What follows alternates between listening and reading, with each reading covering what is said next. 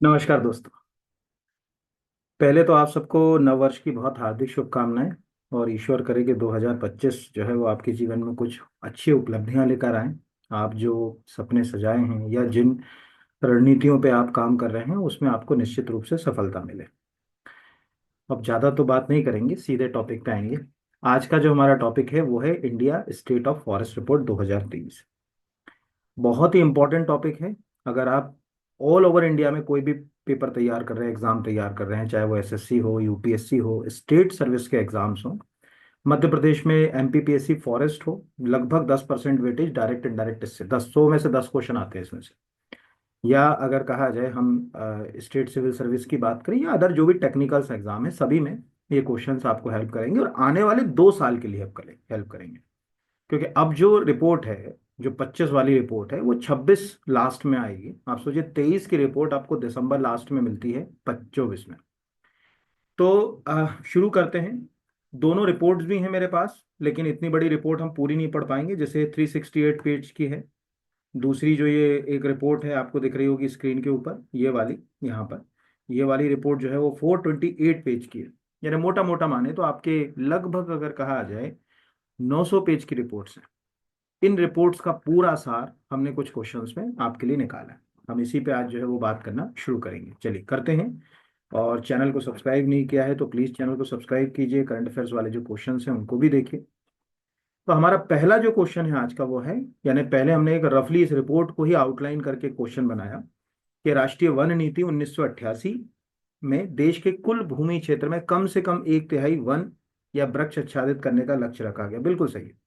1988 में जो forest policy थी उसका उद्देश्य था कि कम से कम 1/3 एरिया पे, हमारे जोग्राफिकल एरिया के, मोटा मोटा माने तो 33.3% पर वन होना चाहिए। हालांकि हम इसको अभी फुलफिल नहीं कर पाए और बड़ा टाइम लगेगा यहाँ तक पहुंचने में। कुछ राज्यों ने करा, लेकिन ओवरऑल इंडिया की बात करें तो बड़ा कठिन है और लंबा समय इसमें लगने वाला है। क्योंकि 88 से आज तक अगर हम इतना नहीं कर पाए तो फिर अभी तो आप जब पिछले आंकड़ों से कंपेयर करोगे तो आपको पता चलेगा कि कोई बहुत बड़ा इसमें विस्तार जो है नहीं हुआ। दूसरा है कि ये जो रिपोर्ट है 1987 से पब्लिश हो रही है।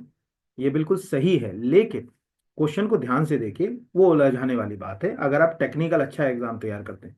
ये जो रिपोर्ट होती है ना, इसके अंदर दो हिस्से होते हैं। एक होता है फॉरेस्ट कवर। फॉरेस्ट मतलब जैसे किसी जंगल में चले गए, वो फॉरेस्ट कवर की डेफिनेशन में। एक है ट्री कवर, जैसे मान के चलिए आप किसी शहरी क्षेत्र में घूम रहे हैं, एक रो में 100 पेड़ लगे हुए, तो वो 100 फॉरेस्ट की डेफिनेशन में नहीं आ सकते, वो ट्री की डेफिनेशन में आएंगे, तो वो ट्री कवर है।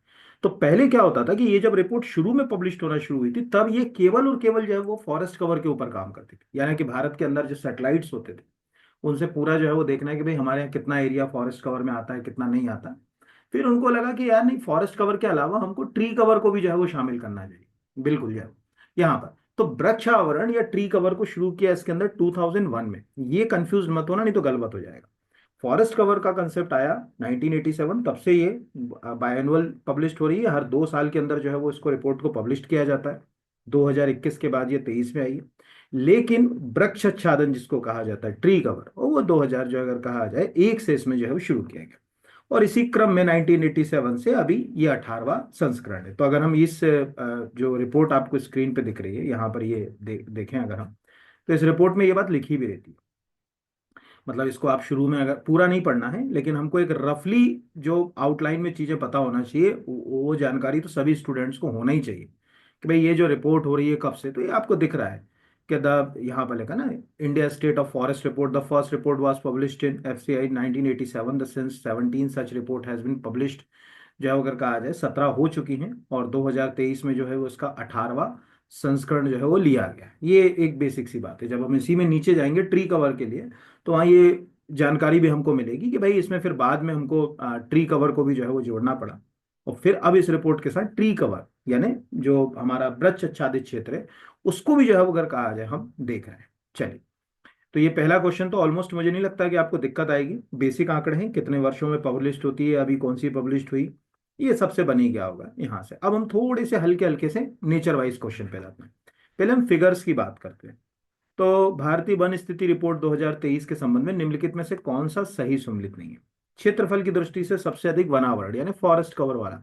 अब वहां एक चीज को गलती मत करिएगा, देख लीजिएगा कि फॉरेस्ट एंड ट्री कवर बोल रहा है कि फॉरेस्ट कवर बोल रहा है, ये देख लीजिएगा, नहीं तो गड़बड़ हो जाएगा, है ना। तो क्षेत्रफल की दृष्टि से सर्वाधिक जो है अगर कहा जाए फॉरेस्ट कवर, जो अगर कहा जाए term of area, Madhya Pradesh बिल्कुल सही है, हम हमेशा जो है वो नंबर 1 पे ही रहते हैं। वन और वृक्ष आवरण में अधिकतम वृद्धि वाला राज्य छत्तीसगढ़, ये बिल्कुल सही है। यानी जिन राज्यों में पिछली रिपोर्ट की तुलना में फॉरेस्ट एंड ट्री कवर बढ़ा है, उसमें छत्तीसगढ़ जो है वो नंबर 1 है। सेकंड, वन और वृक्ष आवरण में अधिकतम कमी वाला जो है वो संघ शासित प्रदेश जो है वो लद्दाख है ही नहीं, कुछ अगर आप देखोगे तो आपको ना के बराबर ही मिलेगा, कुछ है ही नहीं। और अधिकतम कार्बन स्टॉक, कितना कार्बन सिंक करे हुए, तो अधिकतम कार्बन स्टॉक मध्य प्रदेश। अब कंफ्यूजन क्या होता है, नॉर्मली जब हम पढ़ते हैं तो हमको लगता है कि जो पेड़ हैं वो कार्बन सिंक करते हैं, यानी वो अपने अंदर कार्बन को अवशोषित करके रखते हैं। ऐसा नहीं है कि केवल पेड़, और भी चीजें हैं। नीचे क्वेश्चन मैंने बनाया है जो कार्बन पूल और कार्बन सिंक का, उसमें समझाऊंगा। बट हमको ये लगता है कि यार एरिया वाइज तो मध्य प्रदेश में सबसे बड़ा एरिया है फॉरेस्ट का, तो निश्चित रूप से कार्बन स्टॉक भी मध्य प्रदेश का ही होगा। नहीं, कार्बन स्टॉक में जो अगर कहा जाए सबसे अच्छा अरुणाचल है। उसके पीछे का एक कारण होगा, एक तो अरुणाचल के सब डिस्ट्रिक्ट हिली हैं, दूसरा है कि वहाँ डेंस फॉरेस्ट ज्यादा है। हमारे मध्य प्रदेश में ओपन फॉरेस्ट ज्यादा है, यानी मध्य प्रदेश के अंदर देखें तो खुले वन ज्यादा है, मतलब उसमें गैप काफी जो है वो ज्यादा मिलेगा, दूर है। इसलिए ध्यान से देखें, नॉर्थ ईस्ट में परसेंटेज ज्यादा मिल जाएगा, प्रतिशत, एरिया कम मिलेगा लेकिन प्रतिशत ज्यादा मिल जाएगा। तो जैसे अगर हम इसी रिपोर्ट को देखें, ये जो हमारे सामने जो रिपोर्ट दिख रही है, इस रिपोर्ट में हम नीचे चले जाएं 24 या 25 पेज के ऊपर, यहाँ मैं आपको दिखाता हूँ ये।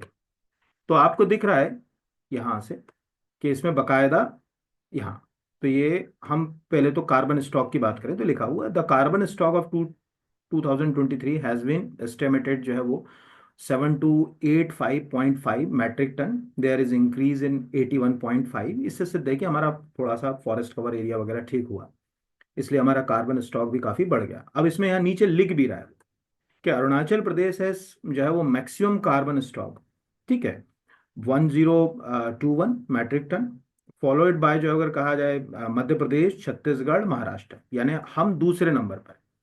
तो अब वो ये क्वेश्चन क्या होता है ना, कंफ्यूज बहुत करते हैं कि भाई जो कार्बन स्टॉक है उसमें जो है वो मध्य प्रदेश कौन सी जगह पर आ रहा है। तो मध्य प्रदेश अभी दूसरी जगह पर आ रहा है, उसके पीछे का कारण आपको ऑलमोस्ट थोड़ा तो समझ पड़ा ही होगा। बाकी तो जो है अगर कहा जाए, मैं अभी इसका जो नीचे क्वेश्चन बनाऊंगा तो उस क्वेश्चन में आपको ये चीज जो है वो बताऊंगा भी कि कैसे जो है वो ये रहा। तो ये क्यों कम हुआ, ये ऑलमोस्ट समझ पड़ी गया हमको। बाकी आपको कोशिश ये करना है कि क्षेत्रफल की दृष्टि से, वन और प्रतिशत की दृष्टि से टॉप 3 बॉटम 3 डिस्ट्रिक्ट्स याद करने। ये अभी यूट्यूब के ऊपर कई सारे यूट्यूबर्स ने जो है वो इसके ऊपर बहुत सारे वीडियो भी बनाए हैं, वहां से भी आप लोगों ने ऑलमोस्ट इसको पढ़ा ही होगा। फिर भी रफली अगर आप इसी रिपोर्ट को इनकी वेबसाइट से भी डाउनलोड करें तो उसमें बकायदा जो है वो आपको टॉप 3 बॉटम 3 की उन्होंने अच्छे से जो है वो जानकारी दे रखी है। जैसे लिखा ना, the maximum increase of forest and tree cover has been observed in state of Chhattisgarh, पहले नंबर पे है, फिर उत्तर प्रदेश, फिर उड़ीसा। ठीक है, तो हमारे पड़ोसी राज्य सब देखो, अभी राजस्थान भी हमारा पड़ोसी राज्य है, छत्तीसगढ़ भी हमारा पड़ोसी राज्य है, उत्तर प्रदेश भी हमारा पड़ोसी राज्य है। ये सब जो है वो अगर कहा जाए फॉरेस्ट और ट्री कवर में हमसे आगे निकल गए। और जिनमें सबसे ज्यादा कम हुआ, the maximum decrease of forest and tree cover has been जो है वो नोटिस्ड इन मध्य प्रदेश, कर्नाटका, लद्दाख, नागालैंड। अब इधर तो समझ पड़ता है लद्दाख नागालैंड की कहानी, तो मध्य प्रदेश की कहानी नहीं समझ पड़ती। इतनी सारी सरकारी योजनाएं चला रही हैं हम लोग पेड़ों को लगाने के लिए, हालांकि एक पेड़ माँ के नाम जो है उसमें नहीं आएगा, ये बिल्कुल ध्यान रखिएगा, क्योंकि वो योजना भी 5 जून को शुरू हुई है, तो ये रिपोर्ट तो उसके पहले ही तैयार हो चुकी रहती हैं। वो नेक्स्ट में हमको समझ पड़ेगा कि वो एक पेड़ माँ के नाम का कितना फायदा हमको फॉरेस्ट और ट्री ट्री कवर को जो है वो बढ़ाने में मिला। तो ये जो अगर कहा जाए यहाँ पर आप याद रखिएगा, इसमें कुछ नहीं। दूसरा, मैंने जैसे कहा ना, आप दो बातें अलग अलग, एक में आएगा forest and tree cover word, ये ध्यान रखना, कॉपी में अलग से लिखना वन और वृक्ष आच्छादित क्षेत्र, और एक में जो अगर कहा जाए केवल ट्री कवर आएगा। तो दोनों में कंफ्यूज मत हो जाना, क्योंकि दोनों फिगर्स जो है वो अलग अलग है। जैसे देखो ध्यान से, अगर हम यहाँ एक एक इसी आंकड़े से समझते हैं, ये लिखा हुआ the maximum tree cover has been found in the state of Maharashtra. अब सोचो, अगर मान के चलिए इस ट्री वर्ड को ध्यान ना दें, तो उन्होंने कहा यार मैक्सिमम जो अगर कहा जाए ट्री कवर, उन्होंने कहा यार पेड़ तो सबसे ज्यादा मध्य प्रदेश में, पता चले मध्य प्रदेश लगा है, उन्होंने कहा मध्य प्रदेश। लेकिन यह ओवरऑल फॉरेस्ट कवर की बात नहीं हो रही, यहाँ पर क्या हो रही है, वृक्ष का जो अगर कहा जाए अच्छा है। तो ट्री कवर में जो अगर कहा जाए, अब हम महाराष्ट्र नंबर 1, ओवरऑल में अगर कोई पूछेगा तो हम जो है वो अपनी जो है अगर कहा जाए पीठ थपथपाएंगे। ओवरऑल में तो मध्य प्रदेश है ही, इसमें कोई जो है वो दोहराए की बात ही नहीं है उसके अंदर। तो ऐसे ही मतलब क्या होता है ना, ये छोटे छोटे क्वेश्चंस जो होते हैं वो एग्जाम में हमेशा जो अगर कहा जाए गलत होते हैं। हमेशा जो छोटे छोटे कंफ्यूज करने वाले, क्योंकि बच्चे क्या करते हैं कि वो एक ही पॉइंट पढ़ के जो है वो उन्होंने कहा ठीक है, और वहां आंसर जब गलत लगाते हैं और जब कोई इसका विश्लेषण करता है यूट्यूब पे या कहीं, उनका अरे यार मैं इसको गलत तरीके से पढ़ लिया, वो फॉरेस्ट की जगह मैंने ट्री कवर वाला लगा दिया, ट्री की जगह मैंने फॉरेस्ट कवर वाला लगा दिया। ऐसे क्वेश्चन जो है वो आपको जो है वो मतलब गलत ना हो, इसलिए ये चीज मैंने जो है वो आपको यहाँ पर बताई। बाकी तो मैं भी आपको नीचे और भी क्वेश्चंस में करा ही रहा हूँ। फिर अगला जो है ये भी इंपॉर्टेंट है। वनों के अंदर कुल आयतन के अनुसार जो टोटल वॉल्यूम है हमारे देश के अंदर, जितना भी वन है, फॉरेस्ट एरिया है, उसमें अगर हम वॉल्यूम निकालें, आपको बहुत अच्छे से मालूम होगा जो पेड़ होते हैं वो वॉल्यूम में ही निकलते हैं, है ना। मतलब अगर जैसे कोई लकड़ी खरीदने जाओगे तो वो क्यूबिक में ही मिलेगी, लंबाई चौड़ाई मोटाई के हिसाब से। कोई अगर फॉरेस्ट वाला देख रहा होगा तो उसको तो ये पता ही होगा कि भाई लकड़ी खरीदने जाओगे तो वो क्यूबिक फीट, क्यूबिक मीटर, इसी में जो है अगर कहा जाए आपको खरीदना पड़ेगी, यानी आयतन के हिसाब से। लेकिन हाँ, बांस जो है, एक तो बांस तो पेड़ में नहीं आता, यानी ट्री की डेफिनेशन में नहीं आता है। वो जो अगर कहा जाए कभी भी क्यूबिक में नहीं बिकता, वो लंबाई में काउंट करना पड़ता है उसको। आप सोचोगे मैं आयतन में ले लूं तो नहीं ले सकते। तो अब वो कंफ्यूजन, ये कंफ्यूजन क्यों होगा ये समझते हैं। वनों के अंदर कुल आयतन के अनुसार भारत में किस वृक्ष का योगदान सर्वाधिक है? सोरिया रोबस्टा यानी साल, टेक्टोना ग्रैंडिस। अब ये भी क्वेश्चन आप याद रखिएगा, सबसे ज्यादा जो एक क्वेश्चन गलत होगा, आजकल क्या कर रहे हैं एग्जाम सेटर, क्या करते हैं वो देसी नाम नहीं रखते, है ना। जैसे जैसे एक सिंपल सी लॉजिक है, आज अगर किसी कॉन्वेंट में पढ़ने वाले बच्चे से कहा जाए कि आम, आम खा लो, वो कहेगा आम क्या होता है, उसको तो मैंगो ही याद हो गया ना। तो वो मैंगी फेरा इंडिका से मैंगो जो है अगर कहा जाए, तो टेक्निकली क्या है, हम लोग साल नहीं, मतलब आजकल यही हो गया है कि आप सोरिया रोबस्टा साल ऐसे एक वर्ड पूरा बोलने की आदत डालोगे तब इनके वैज्ञानिक नाम और परंपरागत नाम याद होंगे, नहीं तो गड़बड़ होगा क्वेश्चन। अब ये क्वेश्चन गलत क्यों होगा इसको समझना जरूरी है। ये क्वेश्चन गलत इसलिए होगा क्योंकि हम, जैसे अगर आप मध्य प्रदेश के, ठीक है, ज्यादातर जैसे अगर बच्चे इसमें मध्य प्रदेश के, मध्य प्रदेश के बच्चे को ये पता है कि हमारे मध्य प्रदेश में सबसे ज्यादा जो वन क्षेत्र है तो ट्रॉपिकली, भारत में ही सबसे ज्यादा ट्रॉपिकल फॉरेस्ट है, वो सागौन के हैं। अब वहां कंफ्यूज हो गया कि वनों के अंदर, तो वो सोचेगा कि यार इंडिया में भी सागौन ही होगा, तो ये गड़बड़ हो जाएगी। इंडिया की रिस्पेक्ट में साल है, बट मध्य प्रदेश के रिस्पेक्ट में इसका आंसर जो है वो अगर कहा जाए सागौन हो जाएगा, ये आप याद रखना। तो साल, सागौन। अगर आप नॉर्थ ईस्ट में जाएंगे, उत्तराखंड, हिमाचल प्रदेश, इनमें जाएंगे तो चीड़, जिसको हम लोग आम भाषा में पाइन के नाम से जानते हैं, बड़ा जबरदस्त पेड़ होता है और इससे रेजिन यानी चिपचिपा पदार्थ निकलता है, वो तारपीन बनता है उससे। और ये इतना फ्लेमेबल होता है कि उत्तराखंड में इसीलिए सबसे ज्यादा वनों में आग लगती है, बहुत ज्यादा वनों में आग लगती है। उत्तराखंड का कोई होगा तो पूछोगे तो बताएगा। और ये साज, अब ये मैंने यहाँ लिख भी दिया इसीलिए, ये मैंने नहीं लगाया, ये एग्जैक्टली उसी फॉरेस्ट रिपोर्ट का आर्टिकल यहाँ लिखा हुआ है कि वनों के अंदर सोरिया रोबस्टा यानी साल का आयतन 11.43। फिर उसके बाद जो है वो नीचे दिख रहा है टेक्टोना ग्रैंडिस यानी सागौन। फिर जो है वो अगर कहा जाए पिनस यानी अगर कहा जाए चीड़। फिर जो है वो टर्मिनेलिया जो है वो टेमोटोसा यानी साज का स्थान। वनों के बाहर अगर आप फॉरेस्ट एरिया से बाहर चले गए तो सबसे ज्यादा आपको आम मिलेगा, यहाँ पर मैंगी फेरेंडी का। फिर उसके बाद नीम मिलेगा, फिर उसके बाद जो है वो महुआ मिलेगा, नारियल मिलेगा, ये वनों के बाहर। ये जो आंकड़े हैं ये ओवरऑल इंडिया के रिस्पेक्ट में, जैसे अगर हम कहीं जाएं तो हम वनों के बाहर घूमें तो हमें ये जो अगर कहा जाए आम का अच्छा खासा क्षेत्र दिखता है। आप में से कोई पटवारी हो कभी या इसको देख रहा हो तो वो जरूर मैसेज कर सकता है कि अगर आप Madhya Pradesh land revenue code 1959 पढ़ेंगे तो उसमें आम कुंज यानी आमों के वन आदि का जो है वो अगर कहा जाए वृक्षों के उद्यान का बड़ा अच्छा उल्लेख है। क्यों है? क्योंकि आम गांव के आसपास तो आम के बगीचे बहुत होते थे। तो ये दोनों प्रश्नों में कंफ्यूज नहीं होना है। और जो मैं हमेशा बोलता चला आ रहा हूं कि आप क्वेश्चन को जो है अगर कहा जाए नेचर वाइज पढ़िएगा, नेचर मतलब पूरा। जैसे यहाँ आपके 3 क्वेश्चन तैयार हुए। पहला, साल के वृक्ष का वैज्ञानिक नाम सोरिया रोबस्टा। दूसरा, मध्य प्रदेश में सबसे ज्यादा कौन सा वन है? सागौन। तीसरा, ऑल ओवर इंडिया में कौन सा है? साग। ऐसे हमको जो है वो क्वेश्चन जो है वो याद रखना चाहिए।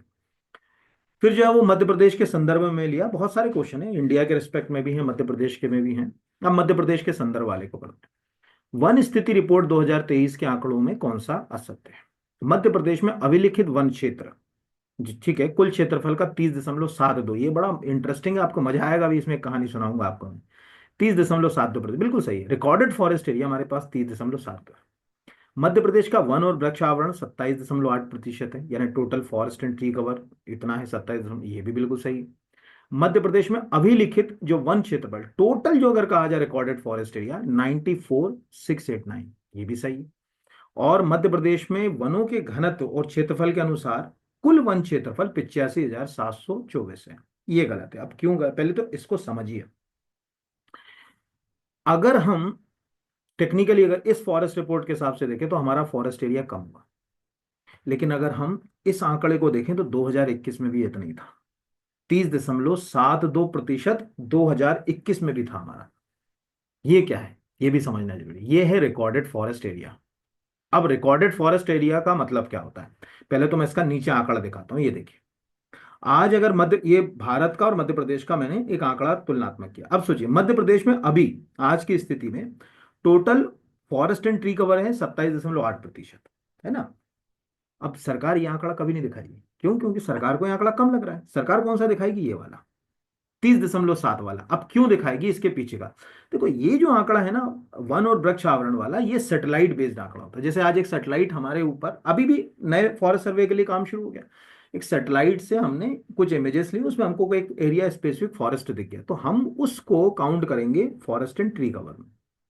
लेकिन ये वाला जो है, अगर कहा जाए अभिलिखित वन क्षेत्र, ये 30 दशमलव, ये होता है सरकार के आंकड़ों में और सरकार की किताबों में। इसको समझिए। ब्रिटिश इंडिया के दौरान अंग्रेजों को पहली बार ये महसूस हुआ कि भाई हमारे पास जो वन है, या भारत के अंदर जो वन है, उनको हमको कैटेगराइज करना पड़ेगा। तो उन्होंने वनों को तीन तरह से कैटेगराइज किया 1927 में। First is reserve forest, second is protected forest, और तीसरे जो अगर कहा जाए विलेज फॉरेस्ट या ग्राम वन। ये तीन तरह से, कब? 1927। तो अगर मुझे किसी वन का, जैसे मध्य प्रदेश में कोई पूछे भाई रिजर्व प्रोटेक्टेड फॉरेस्ट किस में आएंगे, तो वो आएंगे इसके अंदर, रिकॉर्डेड फॉरेस्ट एरिया। अब रिकॉर्डेड फॉरेस्ट एरिया का कंसेप्ट क्या है, जैसे सरकार के रिकॉर्ड में, जैसे आप किसी, मान के चलिए जंगल के आसपास रहते हैं, सरकार के रिकॉर्ड में वहां पर जंगल है रिकॉर्ड में, लेकिन वन माफियाओं ने वहां के जंगलों को काट दिया। अभी एक हफ्ते पुरानी रिपोर्ट सुनिए, आपको जो हेल्प करेगी। एक हफ्ते पहले ये प्रश्न आया कि ये खंडवा में लगभग 10,000 हेक्टेयर जो वन क्षेत्र है उसको माफियाओं ने काट लिया है, और उसमें जो है वो खेती कर रहे हैं। 50 जेसीबी गई, उनके बाद भी पुलिस प्रशासन को वहां से वापस भागना पड़ा। मतलब माफिया कितने ताकतवर हुए आप सोचिए। तो वो जो 10,000 हेक्टेयर जो वन काटा ना, सोचिए, जो सॉरी एकड़ जो वन काटा उन्होंने, वो जो वन है वो इस वन और वृक्ष आवरण में तो नहीं दिखेगा, क्योंकि सेटेलाइट में तो वहां खेती दिखेगा। लेकिन सरकार के रिकॉर्ड में, यानी रिकॉर्डेड फॉरेस्ट एरिया में, वो क्या दिखेगा? 30.72। अब इसका मजा देखिए, ध्यान से देखिए।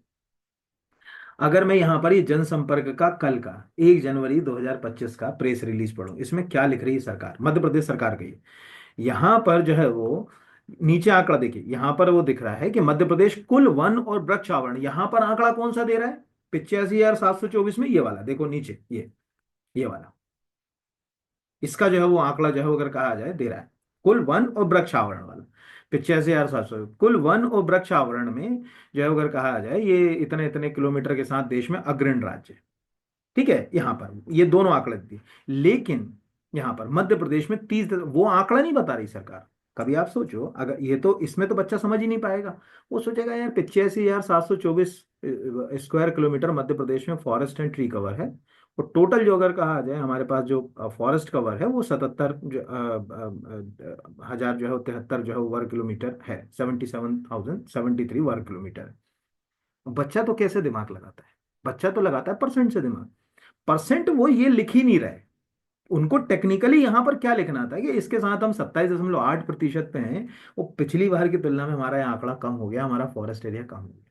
वो नहीं लिखेगी सरकार। सरकार को ये दिखाना है कि भाई हम बढ़िया स्थिति में 30.72। तो ये उन्होंने 30.72% वन क्षेत्र जो है वो, जो देश के कुल वन क्षेत्र का 12.3 है, और ये कुल वन क्षेत्रफल का 94,669 वर्ग किलोमीटर है, ये उनने प्रदर्शित किया है। अब आप सोचिए, यही आंकड़े 2021 में थे। आप कभी 2021 की फॉरेस्ट रिपोर्ट देखिए, जिनने पढ़ी हुई उनको मालूम है कि हमारे यहाँ 30.7%। लेकिन ये रिकॉर्डेड फॉरेस्ट एरिया बदलेगा नहीं। ये देखिए, रिकॉर्डेड फॉरेस्ट एरिया एक ऐसी जटिल प्रक्रिया होती है, संरक्षित आरक्षित वन, ये मैंने इसलिए फाइल आपको यहाँ पर वन विभाग की, इसके लिए आपको वन अधिनियम 1927 के प्रावधानों के तहत काम करना पड़ता है कि किसी एरिया को रिकॉर्डेड और फॉरेस्ट एरिया में कैसे जो है वो तय करेंगे कि रिकॉर्डेड फॉरेस्ट एरिया के अंदर रिजर्व फॉरेस्ट है कि प्रोटेक्टेड है। हाँ, रिजर्व और प्रोटेक्टेड फॉरेस्ट क्या होता है ये अभी हम अगले क्वेश्चन पे आएंगे। तो अंतर समझ लेना बेटा। मैं बार बार आपको क्या बोल रहा हूँ, वो आपसे प्रश्न में अगर रिकॉर्डेड फॉरेस्ट एरिया या ओवरऑल फॉरेस्ट वर्ड पूछे तो आप ये 30.72 ही लगाना, क्योंकि सरकार यही पूछेगी, यही प्रचारित करेगी, ये ध्यान रखिएगा। ये बिल्कुल वैसा है कि एक पिता के एक पुत्र को चार विषय में जो है वो बड़ी मुश्किल से 33% नंबर आए, लेकिन एक में डिक्टेंशन आ गया, तो हमें से कहेगा अरे मैथमेटिक्स में डिक्टेंशन आया है इसका, बढ़िया पास हुआ है, एक नंबर। ये नहीं बोलेगा कितने परसेंट, हाँ मैथमेटिक्स में डिक्टेंशन है। यही सरकार का कंसेप्ट है। वो हमेशा उन आंकड़ों को प्रदर्शित, कोई सरकार भी हो, भारत की, मध्य प्रदेश की, कोई भी, जो उन्हीं चीजों को प्रदर्शित करेगी जिसमें उसकी उपलब्धियां दिख रही। जहां उसकी नकारात्मकता है वो कभी कोई गवर्नमेंट पब्लिश नहीं करती। हर जगह, मध्य प्रदेश नहीं, इंडिया के ओवरऑल सिस्टम के अंदर आम आदमी के लिए भी यार सरकार को क्या छोड़ना।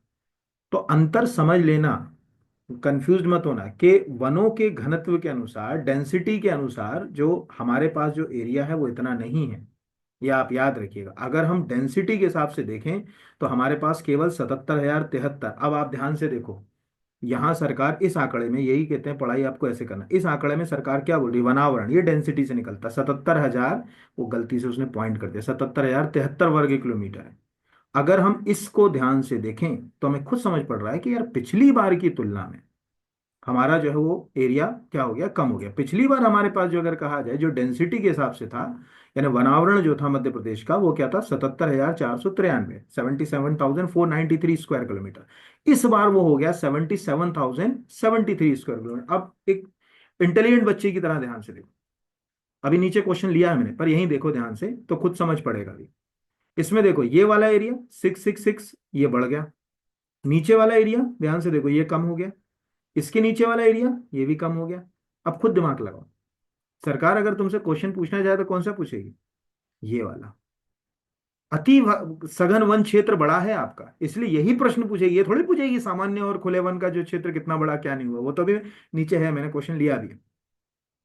तो ये आपको याद रखना है, मैंने ये आपको लगा दिया है, पूरे क्वेश्चन मैंने तैयार करा दिए हैं, आप स्क्रीनशॉट भी ले सकते हैं इसका। एक कंपैरेटिव स्टडी भी जो है वो बता दी है। भारत के रिकॉर्डेड फॉरेस्ट एरिया से मध्य प्रदेश का रिकॉर्डेड फॉरेस्ट एरिया काफ़ी अच्छा है। मैंने जैसे आपको ये बताया कि भाई आज भारत के पास 23.5% रिकॉर्डेड फॉरेस्ट एरिया है, या अगर कहा जाए हम दूसरे आंकड़ों में भी देखें, फॉरेस्ट एंड ट्री तो 25 है, उसको 33 तक लाने में बहुत एड़ी चोटी का, जैसे कहते हैं ना कि भागीरथी प्रयास, जैसे गंगा आई थी पृथ्वी पर, वैसे ही प्रयास करने पड़ेंगे सरकार को। चलिए अगले के ऊपर आते हैं, निम्नलिखित में से कौन सा कथन असत्य है। कुल भौगोलिक क्षेत्रफल की तुलना में वन आवरण के प्रतिशत की दृष्टि से मिजोरम जो अगर कहा जाए 85.3 के साथ नंबर वन, बिल्कुल सही है ये। अभिलिखित, रिकॉर्डेड, ध्यान रहे, अभिलिखित वन क्षेत्रफल के अनुसार सबसे अधिक प्रतिशत सिक्किम राज्य का है, ये भी बिल्कुल सही है। अब ध्यान रखना, इस बार के आंकड़े में कंफ्यूज मत, अगर वो रिकॉर्डेड फॉरेस्ट एरिया, तो रिकॉर्डेड फॉरेस्ट एरिया तो 21 वाले ही चल रहे हैं, रिकॉर्डेड फॉरेस्ट एरिया में देखोगे तो सिक्किम नंबर वन। और अगर कहा जाए कि वन जो अगर आवरण के हिसाब से देखोगे तो मिजोरम नंबर वन। दूसरा, प्रतिशत के अनुसार सर्वाधिक वन आवरण प्रतिशत वाला संघ लक्षद्वीप है, ये भी सही है। और भारत में अभिलिखित वन क्षेत्रफल 27 जो अगर कहा जाए 80% है, ये आपको जो है वो गड़बड़ है। अब ये क्यों गड़बड़ है, तो इसके लिए मैंने यहाँ पर, ये आपको एक रिपोर्ट है, इस रिपोर्ट के 52 पेज के ऊपर मैं ले जा रहा हूँ, ध्यान से देखिएगा ना, ये रिपोर्ट पे अपन चलेगा, यहाँ से अपन सीधे ये चले गए 52, देखिए ध्यान से। अब ये रिकॉर्डेड फॉरेस्ट एरिया का उन्होंने इंफॉर्मेशन डाला। पहले तो ओवरऑल इंडिया का देखें तो इंडिया में आपको दिख रहा है रिकॉर्डेड फॉरेस्ट एरिया है 23.59, जो गलत हो जाता, क्वेश्चन आपको समझ लिख लेना है। भारत में अभिलिखित वन क्षेत्रफल, अगर इस आंकड़े को यहाँ परसेंटेज के हिसाब से देखें, ये देखिए, तो मध्य प्रदेश का आपको ये आंकड़ा दिख रहा होगा, ये है मध्य प्रदेश 30.72%, जो मैंने बताया। इस पूरी फाइल को ध्यान से देखोगे तो सबसे अच्छी स्थिति पे सिक्किम ही मिलेगा। जबकि अभी तक आपने जितना भी यूट्यूब पे पढ़ा होगा उसमें जो आंकड़े वो रिकॉर्डेड फॉरेस्ट एरिया वाले हैं, वो पूछेगा प्रतिशत के अनुसार जो होगा, एक क्षेत्रफल के अनुसार मध्य प्रदेश है वो आ रहा है, रिकॉर्डेड की बात नहीं हो रही। अगर रिकॉर्डेड पूछेगा तो ये सिक्किम आएगा, कॉपी में बॉक्स करके नहीं लिखोगे तो गलत हो जाएगा। तो यहां हमको ये बात समझ पड़ रही है कि रिकॉर्डेड फॉरेस्ट एरिया के हिसाब से जो पिछले ही आंकड़े अभी यूज हो रहे हैं उनमें मध्य प्रदेश, अभी मैं आपको 2 साल पुराना अगर मध्य प्रदेश शासन का एक रिपोर्ट पढ़ाऊं, उसमें भी आपको 30.72% मिलेगा। तो इसको कंफ्यूज होने की जरूरत बिल्कुल नहीं है, इसलिए मैंने ये लगा दिया यहाँ पर। तो आपको ये बता दिया है कि भौगोलिक क्षेत्र की में अगर कहा जाए कि वनावरण में अगर रिकॉर्डेड नहीं, एक साधारण जो आपने पढ़ रखा होगा, सबने रट रखा होगा ना, जो पीआईबी पे इसकी प्रेस रिलीज आई है उसमें, उसके अनुसार वन आवरण में प्रतिशत के अनुसार लक्षद्वीप नंबर वन है। मिजोरम स्टेट्स में, यानी यूनियन टेरिटरी में लक्षद्वीप हो गया, स्टेट्स में मिजोरम नंबर वन है। एरिया के अनुसार अगर हम बात करें, क्षेत्रफल के अनुसार बात करें, तो मध्य प्रदेश नंबर वन है। ये तीन आंकड़े तो हो गए, यानी यूनियन टेरिटरी में हो गया लक्षद्वीप, स्टेट में हो गया मिजोरम, और क्षेत्रफल के अनुसार हो गया मध्य प्रदेश। ये तीन आंकड़े आपने कॉपी में अलग से लिख लिए। दूसरा वो ये बता रहा है कि इन्हीं आंकड़ों को, क्या देश के 19 ऐसे स्टेट और यूनियन टेरिटरी हैं जहां उनके भौगोलिक क्षेत्र का 33% से अधिक फॉरेस्ट कवर में आता है। 33 क्यों लिखा उसने? अब समझिए ना क्यों लिखा। क्योंकि वो ये बताना चाह रहे हैं रिपोर्ट में कि भाई, जो हमने 1988 में जो एक मान के चलिए उद्देश्य रखा था कि हमको देश के कुल भौगोलिक क्षेत्र का 33%, मोटा मोटा माने 33% जो है, यानी 1/3 जो है, उसको फॉरेस्ट कवर करना है। तो आज हमारे पास 19 स्टेट और यूनियन टेरिटरी तो आ गए, यानी अब हम लगभग जो है वो आधी से ज्यादा जंग जीत चुके हैं। कुछ स्टेट बचे हैं जिनके ऊपर हमको काम करना है, वही स्टेट ज्यादा महत्वपूर्ण है क्योंकि उनके क्षेत्रफल काफी ज्यादा है। क्यों ज्यादा है? क्योंकि जिन स्टेट्स में हो गया, ये छोटे छोटे स्टेट्स हैं, ये देखो ना आप, वो नीचे लिख भी रहा है कि इसमें 8 यूनियन टेरिटरी और स्टेट ऐसे हैं, जैसे मिजोरम, लक्षद्वीप, अंडमान निकोबार, अरुणाचल, नागालैंड, मेघालय, त्रिपुरा, मणिपुर, जहां 75% से अधिक वन आवरण है। तो अभी जो है अगर कहा जाए कि प्रयास बहुत ज्यादा करना है, अंतर आपको समझ पड़ गया होगा मुझे लगता है, कि रिकॉर्डेड फॉरेस्ट एरिया और फॉरेस्ट कवर यहाँ पर। अगला क्वेश्चन भी यूनिक है, जो सबसे ज्यादा बच्चों का गलत होना है। ठीक है, ये क्यों गलत होना है? क्योंकि ये भी इसी फाइल में अगर सरकार पब्लिश कर रही है अंतर्राष्ट्रीय आंकड़े, तो हमें वो आंकड़े भी तो स्टडी करना पड़ेंगे ना। विश्व के कुल वन क्षेत्रफल में सबसे अधिक प्रतिशत किस महाद्वीप में? FAO global forest assessment report 2020 के अनुसार, जो इस फाइल में लगाई है उन्होंने। अब इसमें अगर हम मान के चलिए रिपोर्ट पर ध्यान ना दें, तो हमारा दिमाग तो सीधे सीधे एशिया ही जाएगा। चलो एशिया ना भी जाए तो हमारा दिमाग दक्षिण अफ्रीका जाए, क्योंकि हमको लगेगा यार अमेजॉन फॉरेस्ट दुनिया के लंग्स कहलाते हैं, सेल्वास, मतलब रट रखा ना अपन ने गाइड में कि दुनिया के फेफड़े के नाम से प्रसिद्ध अमेजॉन फॉरेस्ट, दुनिया के सबसे बड़ा जो फॉरेस्ट। तो अगर दिमाग वहां खर्च नहीं किया तो पता चले दक्षिण अमेरिका चले गए, लेकिन आबादी भी तो वहां ज्यादा है, तो डिफॉरेस्टेशन भी तो जबरदस्त कर रहे हैं हम लोग, उन्हीं लंग्स को खत्म कर रहे हैं ना। अब इसको अगर हम यहाँ पर देखें, ये मैंने ओरिजिनल जो अगर कहा जाए, ये रिपोर्ट यहाँ पे लगाई है उसी फाइल की, मैं दिखा भी दूंगा अभी आपको ओरिजिनल फाइल में भी। तो जैसे पहले मैं इसको ओरिजिनल फाइल में ही दिखा देता हूँ, ये आप देखिए ध्यान से। ये ओरिजिनल फाइल चल रही है आपके ना, जो भी सरकार ने पब्लिश करी है। अब ये फाइल कह रही है कि यार दुनिया भर में जो सबसे ज्यादा जो मतलब फॉरेस्ट क्षेत्र की बात हो रही है रीजन के अनुसार, तो हमको दिख रहा है कि यार यूरोप के पास 25%, यानी परसेंटेज ऑफ टोटल जो है वो वर्ल्ड फॉरेस्ट एरिया, विश्व के कुल वन क्षेत्रफल का 25% जो है वो यूरोप के पास है। दूसरे नंबर पे 21% के साथ साउथ अमेरिका, यानी वही आपके जो सेल्वास वाले अमेजॉन रेन फॉरेस्ट हैं, वो दूसरे नंबर पे आ रहा है, ये साउथ अमेरिका। तीसरे नंबर पर अगर हम ध्यान से देखें तो नॉर्थ अमेरिका, सेंट्रल अमेरिका, यानी ये आ रहा है।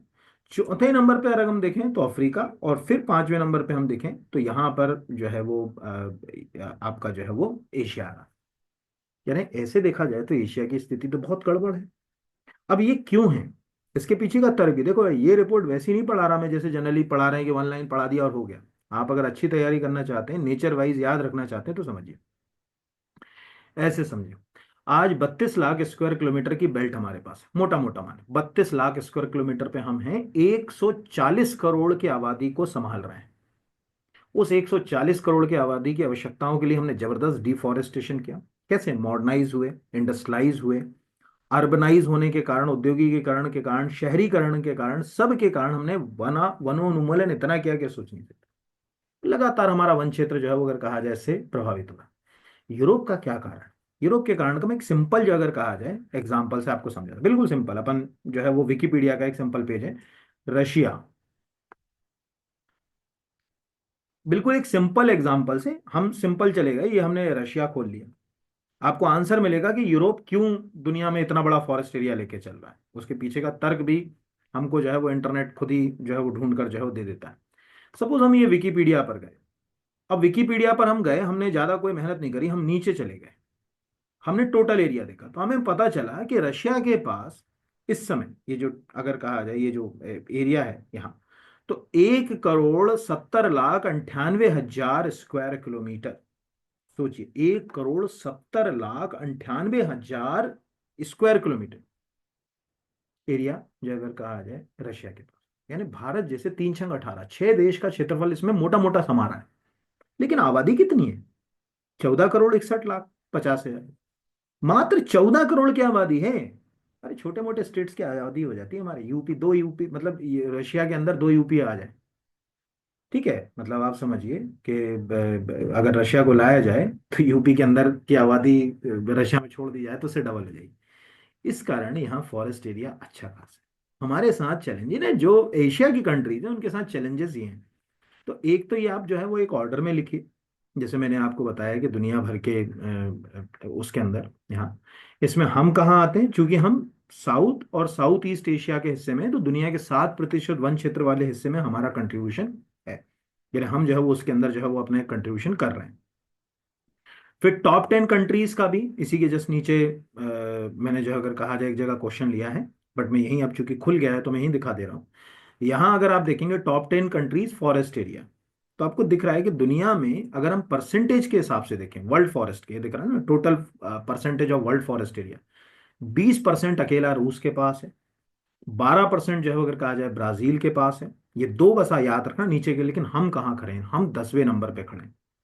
ये ध्यान रखिएगा। यानी ये 2022 में जो उन्होंने assessment report food and agriculture organization बनाई, उसने कहा कि भारत के पास लगभग 72,000 जो अगर कहा जाए ये बेल्ट, ये हमारे लिए काम का नहीं नहीं, ठीक है, ये काम का नहीं है। विश्व का लगभग अगर कहा जाए 2% वन क्षेत्र भारत के पास, ये जो है वो हमारे पास काम का है। इसमें कुछ क्वेश्चन जो है वो हमारे लिए काम का है। तो अभी मुझे लगता है कि आपको 2-3 प्रश्न जो है वो समझ पड़ गए होंगे। अब अगला जो है वो भारत वन स्थिति रिपोर्ट 2023 के अनुसार भारत में मैनग्रोव, इसमें याद रखिएगा मैंने मध्य प्रदेश के क्वेश्चन भी बहुत सारे लिए हैं, है ना, सब पूरा एमपी भी करा दूंगा। और अगर आप आईएएस की तैयारी कर रहे हैं वो यूपीएससी का भी तैयार हो जाएगा। वन स्थिति रिपोर्ट 2023 के अनुसार भारत में मैनग्रोव वृक्षों का सर्वाधिक प्रतिशत किस राज्य में है? पश्चिम बंगाल, गुजरात, महाराष्ट्र, उड़ीसा। आंसर है पश्चिम बंगाल। अब ऐसे समझिए, जैसे यहाँ पर ये आंकड़ा लिखा मैनग्रोव कवर 2023 में, ये ऑफिशियल वेबसाइट से लिया है। 42% मैनग्रोव जो है वो लगभग अगर कहा जाए वेस्ट बंगाल में है। उसके बाद दूसरे 23 नंबर में जो है अगर कहा जाए गुजरात है। अब इसको समझिए, आज अगर आप एक सामान्य परिभाषा से मैनग्रोव फॉरेस्ट को हिंदी में बोले तो हम दो नाम से उनको जानते हैं, सुंदरी वन या कच्छ के वन। कभी भी आप पढ़ लेना, किसी फॉरेस्ट रिपोर्ट में पढ़ना, मैनग्रोव फॉरेस्ट को कच्छ वन कहा जाता है। तो गुजरात में है कच्छ, और जो वेस्ट बंगाल में है वो सुंदरवन का डेल्टा का नाम वही सुंदरी नाम के, वो मैनग्रोव के सुंदरी मैनग्रोव से ही उसको नाम मिला। तो हमारे दिमाग में ये चीज क्रिस्टल क्लीन होना चाहिए कि ये स्टेट्स, हालांकि वेस्ट बंगाल इस मामले में काफी पीछे है। अगर हम भारत में अगर कहा जाए कि जो मतलब जो कोस्टल स्टेट्स हैं उनकी लेंथ को काउंट करें तो उसमें वेस्ट बंगाल की कंट्रीब्यूशन बहुत कम है। लेकिन मैनग्रोव फॉरेस्ट में उसकी कंट्रीब्यूशन बहुत ज्यादा है। उस आंकड़े से इसमें मत चले जाना। कई बार कंफ्यूज ये होता है, बच्चा सोचता है कि यार वो सर ने पढ़ाया था मैनग्रोव फॉरेस्ट, तो प्रश्नकर्ता ने प्रश्न पूछ लिया कि भारत में जो है वो राज्य और उनकी कोस्टल लाइन की लेंथ के हिसाब से कौन सा, तो उन्होंने कहा यार वो वेस्ट बंगाल पहले नंबर। तो मैं एक अच्छी चीज दिखा, ऐसे क्वेश्चन इतने गलत होते हैं यहाँ पर। Indian state and coastline, ministry of home affairs. मैंने ये मिनिस्ट्री ऑफ होम अफेयर्स इसलिए लिख दिया क्योंकि गृह मंत्रालय ये आंकड़े जारी करती है ना, ये आपको याद रखना है। तो सपोज ये गृह मंत्रालय का, हालांकि ये तो बहुत पुराना मिला, ठीक है, अपने लिए बहुत ज्यादा दिक्कत की होती है। अब ये बोल रहा है कि यार भारत में सबसे बड़ी कोस्ट लाइन जो है वो गुजरात राज्य की 1214 किलोमीटर लंबी है ना, ये वो बिल्कुल सही है। दूसरी महाराष्ट्र की है तो इसमें भी कोई बदलाव नहीं हुआ होगा। गोवा, दमन दीव, इसमें भी कोई बदलाव। कर्नाटका, केरला, तमिलनाडु, आंध्रा, यहाँ पर। अब आप खुद देखो इस पूरी प्रक्रिया में ये भारत की, इतना तो इस क्लास में सबको मालूम है कि हमारे पास 7516.6 यानी 7,516 किलोमीटर की कोस्ट लाइन, तटीय रेखा, यानी समुद्र तट जो है, यानी आप गुजरात से शुरू करके पश्चिम बंगाल तक जाओगे तो इतना हमारे पास कोस्ट लाइन है, जिसमें आइलैंड वाला एरिया भी लगभग 2,000 स्क्वायर किलोमीटर का आ जाता है। ये ध्यान रखें ना, मतलब उसके अंदर हमारे अंडमान निकोबार, लक्षद्वीप, ये भी जो है वो आ जाते हैं। अब इसमें हम देखें तो हमारा ये क्वेश्चन भी तैयार हो रहा। अब क्वेश्चन गलत कहाँ होते हैं? क्वेश्चन गलत है, बच्चे ने, टीचर ने बच्चे को पढ़ा दिया कि भैया भारत में मैनग्रोव फॉरेस्ट सबसे ज्यादा वेस्ट बंगाल में परसेंटेज के अनुसार, उसके दिमाग में मैनग्रोव मतलब कोस्ट पे लगने वाले, क्योंकि इतना सबने रट रखा है कि भैया जो समुद्र के तट होते हैं वहां पर मैनग्रोव बनस्पति जो है वो पाई जाती है ना। ये जो है अगर कहा जाए हेलोफाइटा में आते हैं। हेलोफाइटा मतलब, हेलो का मतलब होता है नमकीन। केमिस्ट्री वाला होगा तो उनको मालूम होगा, ऐसे सभी एलिमेंट जो सॉल्ट प्रोड्यूस करते हैं उनको हेलोजन कहा जाता है ना। यहाँ पर जैसे आयोडीन, तो हेलोफाइटा है। तो उसका दिमाग चला कि यार गुजरात के बाद वेस्ट बंगाल होगा। अब यहाँ आंकड़ा बदल गया। इसीलिए पढ़ते समय बहुत जिज्ञासु और संजीदगी से पढ़ना जरूरी है, नहीं तो क्वेश्चन गलत होगा एग्जाम में। बहुत ज्यादा नहीं पढ़ना है कि अभी मैनग्रोव फॉरेस्ट कैसा दिखता है, कितना बड़ा, क्या है उसकी, क्यों दिमाग लगाएं। हाँ ये है कि सरकार मिस्ट्री नाम का प्रोग्राम उसको प्रोटेक्ट करने के लिए चला रही है, ये हमारे लिए काम का है। तो अभी आपको जो आंकड़ा मिला वो खुद समझ पड़ा कि एक तो वेस्ट बंगाल हो गया हमारे लिए, दूसरा हमारे लिए हो गया गुजरात, है ना। ये दो राज्य में ओवरऑल। लेकिन अगर आपसे कोई पूछे कि जो टॉप मैनग्रोव फॉरेस्ट हैं उनके नाम है, तो मैं आपको दो तीन बता देता हूँ। एक आपको याद रखना है पश्चिम बंगाल के अंदर सुंदरवन। दूसरा आपको उड़ीसा में याद रखना है भीतरकर्णिका, वहां इस नाम से नेशनल पार्क भी है, भीतरकर्णिका। तीसरा जो है अगर कहा जाए बहुत ही इंटरेस्टिंग, मजेदार, मतलब जीवन में कभी मिले, जाने का मौका तो जरूर जाओ, वो है पिचावरम, तमिलनाडु में। इतनी साउथ की मूवी में शूट होता है आप सोच नहीं सकते। जबरदस्त देखने लायक मैनग्रोव फॉरेस्ट है पिचावरम। ढेरों मूवियों में शूट हुआ यहाँ पर, तो वो है पिचावरम यहाँ पर। और फिर गुजरात में तो कच्छ, तो वो गुजरात वाला तो याद रहेगा। ये मैंने इंपॉर्टेंट बता भी दिए कि कहाँ है। फिर अगला जो है वो हमारे ही स्टेट से ले लिया हमने, मतलब सबके बीच जो है वो संतुलन बनाते हुए हम चलेंगे। भारत वन स्थिति रिपोर्ट 2023 के अनुसार मध्य प्रदेश में सर्वाधिक वन प्रतिशत वाले शीर्ष 3 जिलों में कौन सा जिला शामिल है। अब इसमें क्वेश्चन हमेशा गलत होते हैं। आजकल हम सोचें कि हम नंबर एक ही याद करके चले आए, कि वो एक जो है वो याद कर लें और बाकी को जो है वो छोड़ दें, तो फिर क्वेश्चन गलत होगा। वो टॉप और बॉटम लाइन दोनों पूछेगा। तो उमरिया, बालाघाट, श्योपुर ये टॉप 3 में, लेकिन मंडला इसमें नहीं है। अब क्वेश्चन गलत क्यों होता है? कुछ जिले तो हम पेयर में ही पढ़ते, खंडवा, खरगोन, उमर जो है, मंडला, बालाघाट, है ना। ये मतलब आदत में ही होता है कि कहाँ जा रहा है, मंडला बालाघाट जा रहा है, कहाँ जा रहा है, भिंड मुरैना जा रहा है, मतलब एक पेयर जैसे आते हैं। लगता है वहां झाबू अलीराजपुर, जहाँ ऐसी एक जैसी परिस्थितियां होंगी नहीं। तो ये याद रखिएगा। ये प्रतिशत के अनुसार मैंने यहाँ नीचे इसमें लगाया, आपको दिख रहा होगा जिलेवार प्रतिशत के अनुसार। उमरिया में सबसे ज्यादा है, बालाघाट में जो है उसके बाद, श्योपुर में, मंडला चौथे नंबर पे। ये मैंने लगा दिया फॉरेस्ट फाइल से करा के यहाँ पर। न्यूनतम की बात करें सबसे कम की, तो पिछली बार भी उज्जैन था, इस बार भी उज्जैन है। ये ध्यान रखना, अगर 2021 का आंकड़ा याद है ना तो गड़बड़ हो जाएगा, क्योंकि पिछली बार बाराघाट नंबर 1 था। अब उसको चेस करके उमरिया आ गया ऊपर, हालांकि बहुत बड़ा वेरिएशन नहीं हुआ, लेकिन उमरिया नंबर 1 हो गया। लेकिन ये उज्जैन वही है जहां था। तो अगर हम सबसे कम क्षेत्रफल प्रतिशत की बात करें तो उज्जैन, उज्जैन तो कम ही रहेगा, क्योंकि वहां डेवलपमेंट के काम इतने हो रहे हैं कि हम वनीकरण तो नहीं कर पाए। तो उज्जैन, शाजापुर, आगर इसमें बॉटम 3, टॉप 3, ये आपको याद रखना है बेटा, नहीं तो ये क्वेश्चन गलत होगा। और कंफ्यूज ना हो इसलिए जब भी ये पढ़ें तो पेयर में ही पढ़ें। क्षेत्रफल और प्रतिशत इतने कंफ्यूज, क्योंकि वहां पूछा उसने प्रतिशत, और क्षेत्रफल में तुमने बालाघाट पढ़ के चले गए और बालाघाट टिक लगा के आ गए। आने के बाद पता चला कि मैंने एरिया वाला आंसर लगा दिया, पूछा जो है वो परसेंटेज वाला था। तो अगर हम वन क्षेत्रफल के हिसाब से देखें तो बालाघाट अपनी पोजीशन बचाए रखने में सफल रहा। इधर पिछली बार उज्जैनी दोनों पर था, इस बार शाजापुर आ गया। तो अगर एरिया वाइज देखें तो शाजापुर में सबसे कम एरिया है, ठीक है। बालाघाट में जो है वो सबसे ज्यादा एरिया है। बाकी तो आप, मुझे लगता है कि टॉप 4 स्क्रीन यहाँ रोक लीजिएगा, रोक कर नोट करिएगा, और नीचे कमेंट जरूर करिएगा कि बहुत अच्छा लगा कि एक ही जगह आपने इसको ऐसा प्लान करके आजू बाजू में रख दिया। उसके बाद भी ना तो चैनल को सब्सक्राइब करो, बल्कि जो अगर कहा जाए कि मैसेज भी नहीं करते बच्चे, तो यहाँ पर अभी कई फॉरेस्ट जो अगर कहा जाए रिपोर्ट्स आई होंगी, आज आप कंपेयर करिएगा तो आपको पता चलेगा कि ये कितना आपको हेल्पफुल हो रही है कहाँ। हाँ थोड़ा लेंदी हो जाती है। अब आप सोचें कि वन लाइन फैक्ट में पढ़ा दें तो वो तो बड़ा कठिन है, सफलता के लिए थोड़ी मेहनत तो करना पड़ती है। अगला आपको समझ पड़ रहा है, अभिलिखित वन क्षेत्रफल के अनुसार भारत के कुल वन क्षेत्र का कितना मध्य प्रदेश के पास है? 12.3।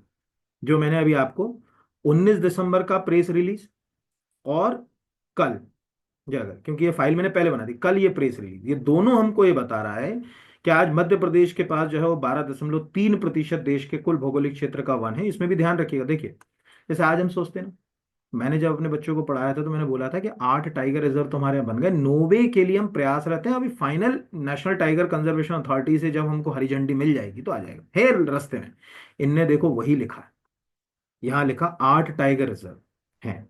और नीचे वो लिख भी रहे हैं, अभी जो 1 तारीख को ये लिखा ना कि रातापानी हमेशा ही बाघों का घर रहा। रायसेन सीहोर जिले का रातापानी अभ्यारण्य कुल डैश डैश डैश के साथ अधिसूचित हो गया, टाइगर रिजर्व बनने के बाद ये क्षेत्र इतना हो गया। नीचे इसमें जो है अगर कहा जाए रातापानी के बाद इसका भी उन्होंने उल्लेख किया है कि भाई हम माधवगढ़ के लिए भी प्रयासरत हैं। और नो डाउट माधवगढ़ को जो है वो मिल ही जाएगा, कुछ दिन के अंदर माधवगढ़ भी जो है वो उसके अंदर आ ही जाएगा। इसी में से कुछ ना कुछ क्वेश्चंस आते रहते हैं। ये कॉलरबारी बाग इन पेंच नेशनल पार्क की कितने बार जो है वो क्वेश्चन आ चुका है, सुपर माम वाला क्वेश्चन भी जो है वो पूछा जा चुका है। तो क्वेश्चन जो है वो आपको जो है वो आ चुके हैं यहाँ। तो अभी हमारे पास, हम मोटा मोटा मान लें, थोड़ी देर के लिए मान लें कि हमको मिल ही गया। आज की स्थिति में 8 है। अब जो है फाइनल बस एक आध 2 हफ्ते 15 दिन महीने भर में झंडी आई जाना है हमारी, हम 9 हो जाएंगे। ऐसे भी देश में सबसे ज्यादा टाइगर रिजर्व हमारे ही पास हैं। तो ऐसे क्वेश्चन ध्यान से, उम्मीद है कि शीघ्र ही प्रदेश का 9वां टाइगर रिजर्व बन जाएगा। दिख रहा है जो है वो माधव टाइगर रिजर्व, तो ये बन जाएगा तो 9वां, क्योंकि पूरी प्रक्रिया हो गई है। बस कितना हरी झंडी नहीं मिली है, बस जो है वो अगर कहा जाए गाड़ी खड़ी है, बस उसको बटन दबा के आगे बढ़ाना है। तो ये क्वेश्चन भी हमारे लिए इंपॉर्टेंट हो सकता है, ये मैंने आपको बता दिया। अगला क्वेश्चन मोस्ट टाइम के मध्य, ये क्वेश्चन तो अगर आप एमपी का कोई भी एग्जाम तैयार कर रहे हैं, चाहे वो कांस्टेबल का हो, चाहे वो स्टेट सर्विस का हो, चाहे स्टेट फॉरेस्ट का हो, या कोई भी टेक्निकल से टेक्निकल असिस्टेंट प्रोफेसर का, या कुछ भी, सब में ये क्वेश्चन जो है वो काम आएगा। मध्य प्रदेश के वनों के प्रकार और उनके प्रतिशत, मतलब आज मध्य प्रदेश में किस तरह के, पूरी कहानी में हमको दिख रहा है। एक्चुअल मध्य प्रदेश के अंदर ट्रॉपिकल फॉरेस्ट है, हम ट्रॉपिकल फॉरेस्ट वाले स्टेट में आते हैं। कर्क रेखा 20 से निकल रही, तो आप सोचो कि हमारे यहाँ टेम्परेट यानी ठंडे जो अगर कहा जाए प्रदेशों में पाए जाने वाले वन मिल जाएं, बिल्कुल संभव नहीं। हमारे यहाँ ट्रॉपिकल फॉरेस्ट ही पाए जाएंगे। तो टेक्निकली अगर कहा जाए कि अब हमारे पास बात ये निकल कर आती है। पहला है शुष्क सागौन वन। ध्यान रखना, मैं बार बार एक वर्ड बोल रहा हूँ, यहाँ मैं टीक फॉरेस्ट वर्ड यूज नहीं कर रहा हूँ, dry teak forest. Teak forest भी 2 तरह के, मॉइस्ट, आर्द्र। जैसे मंडला बालाघाट जाओगे वहां कुछ क्षेत्रों में, पचमढ़ी जाओगे जहाँ हवा में नमी अच्छी खासी, वहां मॉइस्ट फॉरेस्ट पाए जाएंगे, आर्द्र वन। जहाँ शुष्कता ज्यादा है वहां ड्राई पाए जाएंगे। तो हम ड्राई की बात करें, ड्राई टीक फॉरेस्ट 27.06%, बिल्कुल सही। उसके बाद मध्य प्रदेश के दक्षिणी भाग यानी साउदर्न ड्राई मिक्स्ड डिसिडुअस फॉरेस्ट। हमारे मध्य प्रदेश में सबसे ज्यादा पर्णपाती बनी। उसके पीछे का कारण ये है कि एक तो हमारे यहाँ जो है वो अगर कहा जाए अच्छी खासी मानसूनी क्लाइमेट की जलवायु है, गर्मी खूब पड़ती है। तो इसके कारण क्या होता है कि प्लांट ट्रांसपिरेशन रोकना चाहता है। इसमें भी बड़ा कंफ्यूजन में, एक बार एक बच्चे से पूछा, मैंने कहा वृक्ष जो है वो वाष्पोत्सर्जन करते हैं, ठीक है, पेड़ पौधे वाष्पोत्सर्जन करते हैं, इंग्लिश में क्या कहते हैं, तो कहते हैं वेपराइजेशन। मैंने कहा नहीं भैया, अंग्रेजी में उसका अलग नाम है, उसको ट्रांसपिरेशन कहा जाता है इंग्लिश में। वेपराइजेशन नॉर्मल जो घर में पानी उबाल के भाप बना के उड़ा रहे हो वो वेपराइजेशन, ये ट्रांसपिरेशन करेंगे यहाँ पर। तो हमारे यहाँ तो मध्य प्रदेश में पर्णपाती वन जो पत्तियां गिराएंगे ही गिराएंगे। तो सबसे पहले दक्षिणी भाग यानी मंडला बालाघाट उमरिया इसके आसपास जो है अगर कहा जाए शुष्क मिश्रित पर्णपाती वन हमको मिलता है। फिर ऊपर वो श्योपुर के आसपास वाली बेल्ट है, उसमें उत्तरी शुष्क मिश्रित पर्णपाती वन, ये तीसरे नंबर पे। ये क्रम मैंने इसी क्रम में लिया। और चौथे नंबर पे झाड़ियाँ, झाड़ियों का प्रतिशत मध्य प्रदेश में बहुत कम है। ठीक है, यहाँ पर झाड़ियों को जैसे यहाँ पर देखिए, ये झाड़ियाँ है 5.24, एक्चुअल झाड़ियों का प्रतिशत जो है वो हमारे यहाँ है 5.58। ये मैंने आपको लगा दिया, और इसकी फाइल भी मैंने लगाई है, मैं फाइल में भी आपको जो है वो दिखाई दूंगा अभी। तो आपको ये बात अच्छे से जो है वो समझ पड़ना चाहिए कि मध्य प्रदेश में अगर कोई पूछेगा कि जो टॉप 5 जो पेड़ हैं उनका नेचर है, तो सागौन ही सबसे ज्यादा है, नंबर 1। फिर उसके बाद दक्षिणी शुष्क मिश्रित पर्णपाती वन का बेल्ट सबसे ज्यादा है, फिर उत्तरी शुष्क मिश्रित पर्णपाती वन का बेल्ट ज्यादा है। फिर जो है अगर कहा जाए सर्व, ये नॉर्थ वेस्ट में मिलेगा। कांटेदार झाड़ीदार कांटेदार जो वन है मध्य प्रदेश के अंदर, भिंड मुरैना वाला जो श्योपुर शिवपुरी वाला बेल्ट है वहां मिलता है। इसको बोलते हैं उत्तर पश्चिमी क्षेत्र में पाए जाने वाले कांटेदार या झाड़ीदार। ठीक है, ये थ्रॉन और जो अगर कहा जाए सर्व कैटेगरी के अंतर्गत जो है वो आते हैं। और फिर जो है वो अगर कहा जाए प्रायद्वीपीय साल के वन जो है वो हमारे यहाँ मिलते हैं। इसको अगर आपको देखना हो तो जो मध्य प्रदेश, ये जो इंडियन स्टेट जो फॉरेस्ट रिपोर्ट लगी है हमारी यहाँ पर, ये वाला जो वॉल्यूम है, इसमें एमपी का जो पेज है, एक सेकंड में इसको पहले तो स्कैप करके एमपी पर आपको मैंने इस रिपोर्ट का एमपी का पेज, देखिए एक सेकेंड, एमपी 192, क्योंकि मैंने इसका पेज जिस नंबर के पेज पर एमपी है वो मैंने इसलिए इसको कर दिया, ये 192 पर चला गया मैं। ये देखा, ये आ गया एमपी। अब इसमें आपको दिख रहा है कि हमारे पास कोई हिल डिस्ट्रिक्ट नहीं है, 52 जिलों के आंकड़े हैं, मध्य प्रदेश में जनजातीय जिलों की संख्या 24 है, ये दिया है। अब हम नीचे सीधे चले जाते हैं जो वो आंकड़े बता रहा है, ये ध्यान से देखिए। ये अब ध्यान से देखिए ना, सबसे ज्यादा परसेंट तो आपको दिख रहा है ये ड्राई। अब ध्यान से देखिए, कंफ्यूज मत होइए ना, ड्राई टीक फॉरेस्ट एक वर्ड लिखा हुआ है। ऊपर देखिए यहां पर अगर कहा जाए ये, यहां पर मॉइस्ट टीक फॉरेस्ट भी। अब अगर सोचो, मॉइस्ट टीक फॉरेस्ट आया था, ये तो 2.3% है ना मध्य प्रदेश में। शुष्क जो अगर कहा जाए सागौन के वन है 27। तो कंफ्यूज मत हो जाना, अगर खाली सागौन लिख रहा है तो वेल गुड है, क्योंकि उसमें तो दोनों काउंट हो गए, 27 और 2 29, यानी 30% हो गया मोटा मोटा माने तो। बट अगर वो ड्राई और मॉइस्ट लिख रहा है, यानी शुष्क और आर्द्र लिख रहा है, तो फिर याद रखना, नहीं तो गड़बड़ होनी है। तो ये जो फाइल है, इसी फाइल से मैंने वो बनाया है। इस फाइल में हमको दिख रहा है कि कुछ ऐसे वन हैं जिनका प्रतिशत मध्य प्रदेश में जो अगर कहा जाए ना के बराबर, जैसे अगर कहा जाए हिल फॉरेस्ट 0%। हमारे यहाँ क्यों, क्यों हिल फॉरेस्ट 0% क्यों होंगे? अरे यार, एक भी हिली डिस्ट्रिक्ट नहीं है मध्य प्रदेश के अंदर, है ना, मतलब पहाड़ी जिला नहीं है, तो हिल फॉरेस्ट कहाँ लगाओगे यार? ये दूसरा अगर कहा जाए, यहाँ पर देखो सवाना फॉरेस्ट। मध्य प्रदेश में कोई पूछे सवाना फॉरेस्ट का एरिया क्या है, कुछ नहीं है, 0%। 1.1 स्क्वायर किलोमीटर को क्या बोलोगे यार, कॉलोनी ग्राउंड होता है इतना बड़ा, 0%। यहाँ पर अगर कहा जाए तो ये हमको जो है अगर कहा जाए, ये रिपराइन जो अगर कहा जाए फॉरेस्ट 0.02, नदी के किनारे जो लगते हैं ना, नदी जो बहती है उसके दोनों तरफ जो अगर कहा जाए, तो उसमें रिपेरेंट जो है वो कहा जाए फॉरेस्ट, इनको अपन आम भाषा में तटीय वन भी बोलते हैं। और ये नदी, झरने, झील आदि के दोनों ओर लग जाते हैं, ऐसे भी हमारे यहाँ वन जो है वो नहीं पाए जाते हैं, बहुत कम है। और जो अगर कहा जाए, कुछ वन तो ऐसे हैं जो अभी नीचे में आंकड़ों में दिखाऊंगा तो आप कंफ्यूज भी हो गए। तो अभी आपको खुद समझ पड़ गया, मैंने आपको ये बता दिया कि भाई मध्य प्रदेश में जो वन क्षेत्रफल के अनुसार आंकड़ों में कैसे इस क्रम को जो है वो याद रखना है, कंफ्यूज नहीं होना। अब मध्य प्रदेश में सर्वाधिक क्षेत्रफल वाले 3 वन आवरण संभाग, अब ये समझिएगा, पहली बार ये रिपोर्ट में, इसके पहले कभी रिपोर्ट में एक तो म्युनिसिपालिटी वाला एरिया शामिल नहीं किया, और जो फॉरेस्ट के डिवीजन है उनको शामिल नहीं किया गया। इस बार वो फॉरेस्ट डिवीजन और म्युनिसिपालिटी दोनों के आंकड़े शामिल कर रहे हैं पहली बार। तो जो अगर कहा जाए ये रतलाम है, अब ये इसके मैंने लगा दिया। संभागवार जो है अगर कहा जाए, सबसे ज्यादा आपको मिलेगा अगर प्रतिशत के अनुसार जाओगे तो सतपुड़ा, फिर पेंच, फिर जो है वो पेंच टाइगर बफर। ये पेंच नेशनल पार्क अलग है, पेंच टाइगर बफर अलग है। और क्षेत्रफल के अनुसार जाओगे तो सतना, सतपुड़ा जो है वो पश्चिमी मंडला, ये ध्यान रखना। और न्यूनतम जो जाओगे तो रतलाम है, ये ध्यान रखना। मैं आपको ये ओरिजिनल रिपोर्ट में दिखा रहा हूँ, कंफ्यूज मत होना। देखो ये तो हो गया, ये देखिए, आपको कंफ्यूजन ना हो इसलिए पहली बार, पता नहीं उन्होंने क्यों, हालांकि अच्छा भी है। ये देखिए, forest cover in municipal area, जो नगर पालिका क्षेत्र है उनमें फॉरेस्ट कवर को काउंट किया इन्होंने पहली बार। और दूसरा उन्होंने यहाँ पर, ये देखिए यहाँ जो है वो ये division wise forest cover area, ये डिवीजन वो नहीं है कि आप सोचोगे ये 10 डिवीजन वाले, ये फॉरेस्ट के हिसाब से। जैसे बांधवगढ़ अलग है, बांधवगढ़ बफर जोन अलग ले लिया उन्होंने, बांधवगढ़ नेशनल पार्क अलग ले लिया उन्होंने। यहाँ पर ये देखा ना, कान्हा बफर जोन अलग है, Kanha national park core zone अलग है। यहाँ पर अगर कहा जाए इनके हिसाब से एरिया, तो इनको आप पढ़ो तो कंफ्यूजन होगा। तो अच्छा है कि जो वन संभाग की स्थिति के हिसाब से दे रहा है, तो प्रतिशत के अनुसार सतपुड़ा, ऐसे भी सतपुड़ा सबसे चर्चित हमारे पास जो है वो टाइगर रिजर्व है। सबसे कम में उज्जैन तो रहेगा ही रहेगा। इधर क्षेत्रफल के अनुसार सतना है, और इधर जो है वो उज्जैन है। तो उज्जैन आपको 3 जगह काम आ रहा, ऊपर भी काम आ रहा 2 जगह, यहाँ 2 जगह काम आ रहा, ऊपर 1 जगह काम आ रहा। फिर है, निम्नलिखित में से किस राज्य में 75% से अधिक वनावरण नहीं है? अरुणाचल, मेघालय, त्रिपुरा, असम। तो असम है, ये मैं ऊपर अभी आपको पढ़ा चुका हूँ कि आज भारत के अंदर 8 ऐसे स्टेट और यूनियन टेरिटरी हैं जहां 75% से ज्यादा जो है वो फॉरेस्ट कवर है। तो ये आंकड़ा हमारे सामने है, तो इसको वहीं से हम जो है वो कवर कर सकते हैं। अगला जो है वो क्वेश्चन जो है उस ध्यान समझिएगा, और मुझे लगता है कि आप 1 सेकंड में इसका आंसर दे देंगे। ध्यान से, और क्यों गलत है ये भी समझेंगे, याद करो। वनावरण के प्रतिशत की दृष्टि से, यानी फॉरेस्ट कवर के हिसाब से, लक्षद्वीप सबसे ज्यादा है, ये अभी हम ऊपर बात कर चुके थे क्वेश्चन के अंदर, बिल्कुल सही है। ठीक है, दूसरा अधिकतम वृक्षावरण वाला, तो याद करो मैंने क्या बताया था, वृक्षावरण में महाराष्ट्र नंबर 1।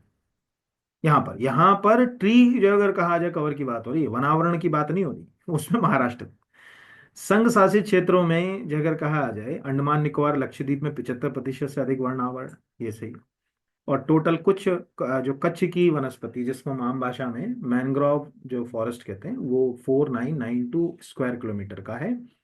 अगले जो नेक्स्ट फॉरेस्ट रिपोर्ट होगी उसमें तो और ज़्यादा बढ़ेगा, क्योंकि मिट्टी के ऊपर सरकार अच्छा पैसा खर्च कर रही है, एक पूरा प्रोग्राम चला रही है मैनग्रोव फॉरेस्ट को प्रोटेक्ट करने के लिए। क्योंकि एक तो साइक्लोन से होने वाले जो डैमेजेस हैं इसको कम करते हैं, चक्रवात से, जो कोस्टल बेल्ट के ऊपर हर साल चक्रवात आते हैं। दूसरा कि सुनामी से भी प्रोटेक्ट करते हैं कोस्ट जो डैमेज। और ओवरऑल जो अगर कहा जाए अपर्दन के कारण जो कोस्ट या तट खराब होता है या टूटता फटता रहता है, उसको भी ये प्रोटेक्ट करते हैं। तो इसमें भी आपका जो अधिकतम वृक्षावरण है, मैंने बताया ना, वृक्षावरण में महाराष्ट्र है। वृक्षावरण की बात हो रही है केवल 14,000। तो मैंने क्या बोला कि ऐसे कोई एरिया भी आजकल 3-4 तरह के फॉरेस्ट में कंसेप्ट चल रहा है। एक कंसेप्ट कैसा चल रहा है कि मान के चलिए कॉलोनी में हमने एक छोटे से एरिया में पूरे में चारों तरफ पेड़ लगा दिए, इसको बोलते हैं पॉकेट फॉरेस्ट। आम भाषा में इसको मियाँ बाकी तकनीक भी कहा जाता है। जापान से ये तकनीक दुनिया तक पहुंची कि छोटे छोटे बेल्ट्स में हम फॉरेस्ट कवर करें, इनको पॉकेट फॉरेस्ट या मियावाकी जो अगर कहा जाए तकनीक के नाम से जाना जाता है। दूसरा है कि एक रो में लगा दिए, तो ये फॉरेस्ट की डेफिनेशन में नहीं, ये आएंगे ट्री में। या ट्री की जो खासियत है उसमें महाराष्ट्र, फॉरेस्ट में नहीं। अगला क्वेश्चन भी जो अगर कहा जाए, आना ही है। अब ये क्यों आना है, ये क्वेश्चन जब आप इस फॉरेस्ट सर्वे रिपोर्ट में जाएंगे, उसी का पेज मैंने लगाया। भारत सरकार ने पश्चिमी घाट पारिस्थितिक विशेषज्ञ पैनल का गठन किस वर्ष किया? 2010। अभी प्रश्न क्यों आएगा, इस प्रश्न के आने के दो कारण हैं। पहला कि ये जो पैनल था, ये माधव गाडगिल की चेयरमैनशिप में अपॉइंट हुआ था, अभी उनका निधन हो गया। अभी आप केवल यहाँ पर इंटरनेट पे एक सिंपल वर्ड टाइप कर लें, यहाँ पर माधव गाडगिल, खाली गाडगिल मत करना, नहीं तो फिर गाडगिल फार्मूले पे चले जाओ, वो अलग है ना। ये है माधव गाडगिल। अभी आपको दिख रहा होगा, बहुत सारे स्टोरीज मिल जाएंगे आपको, 3 हफ्ते 3 हफ्ते, अभी इनका निधन हुआ। तो इनको चैंपियंस, सॉरी निधन बोल रहा हूँ निधन गलती से मेरे मुंह से निकल गया, क्षमा चाहूंगा। चैंपियंस ऑफ द अर्थ जो है वो अगर कहा जाए, इनको अवार्ड्स जो है वो दिया गया। ये आपको याद रखना है माधव गाडगिल को। तो टेक्निकली अगर कहा जाए कि माधव गाडगिल, ये लिखा champions of the earth award से सम्मानित इनको किया गया। यही माधव गाडगिल का जो अगर कहा जाए जो पैनल था, इस पैनल ने ये कहा था कि यार वेस्टर्न घाट में किसी भी तरह का कंस्ट्रक्शन वर्क ना कराइए, उसको इको सेंसिटिव जोन बनाए अलग अलग कैटेगरीज के, जिस पे सरकार ने काम नहीं किया। और इसका परिणाम अभी कुछ समय पहले जो वायनाड में जो फ्लड आया था ना, जिसमें पूरे गांव के गांव बह गए थे, यानी प्रकृति अब रिवेंज, बदला लेने के पूरे मूड में है हमसे। तो ये उन्होंने इस फॉरेस्ट रिपोर्ट के अंदर डाला। ये 96 नंबर के पेज के ऊपर है, जो अगर कहा जाए ओवरऑल, और अगर कहा जाए ऐसे 52, जो अगर कहा जाए पेज। जब आप फॉरेस्ट रिपोर्ट के अंदर जाएंगे तो इसके अंदर ये बकायदा, तो मैं आपको ओरिजिनल फॉरेस्ट रिपोर्ट में ये दिखा भी देता हूँ, ये देखिए। एक मिनट ना, ये हम चले गए यहाँ पे। तो अगर आप, हाँ, ये यहाँ से आप जाइए। तो अब इस रिपोर्ट को अगर हम यहाँ से पढ़ें, ये कुछ मेरे हिसाब से शायद कौन सा खोल लिया मैंने, एक मिनट रुकिएगा ना, मैंने शायद, सॉरी इसका गलत खोल लिया। एक मिनट है ना, बस।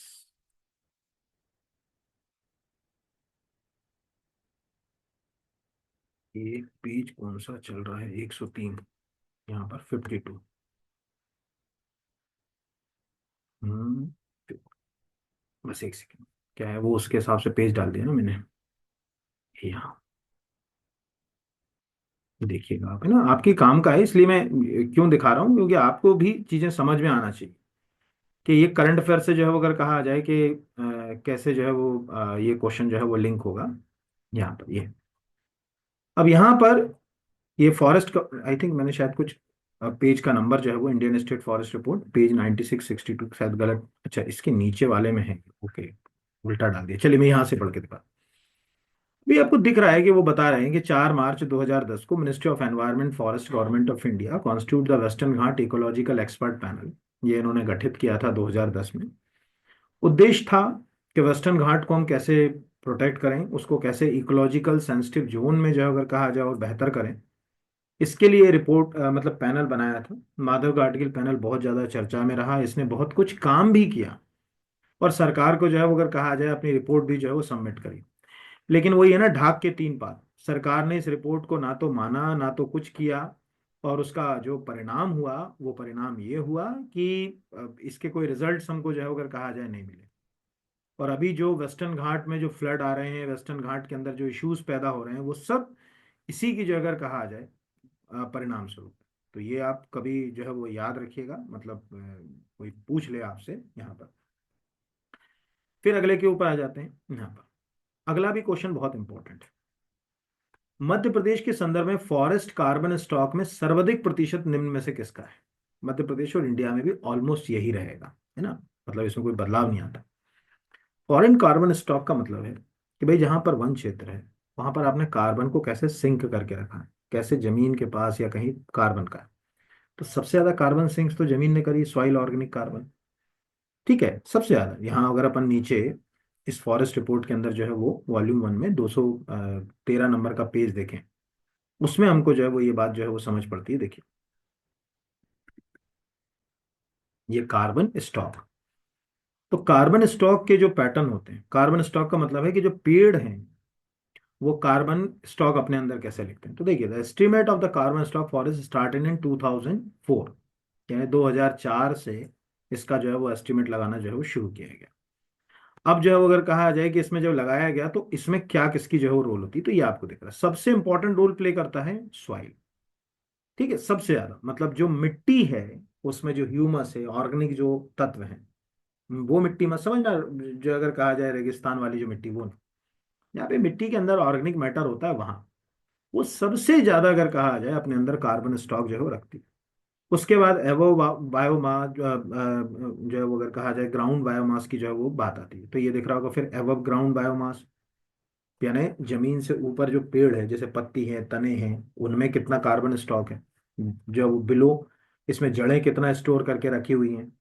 डेड वुड यानी मृत लकड़ियां, और लिटर यानी जो कूड़ा करकट होता है, झाड़ी होती है, उसके जो टुकड़े होते हैं, तिनके होते हैं, वो सब लिटर में आते हैं। इस तरह से हमें समझ पड़ा है कि जो सॉइल कार्बन पूल होता है आईपीसीसी के अनुसार, उसके चार हिस्से हैं। एक तो ग्राउंड के अंदर जो सॉइल में है वो, उसके अलावा अगर कहा जाए एवो, बिलो, डेड और लिटर, इनके रूप में हम जो है इसको जो है वो काउंट करते हैं।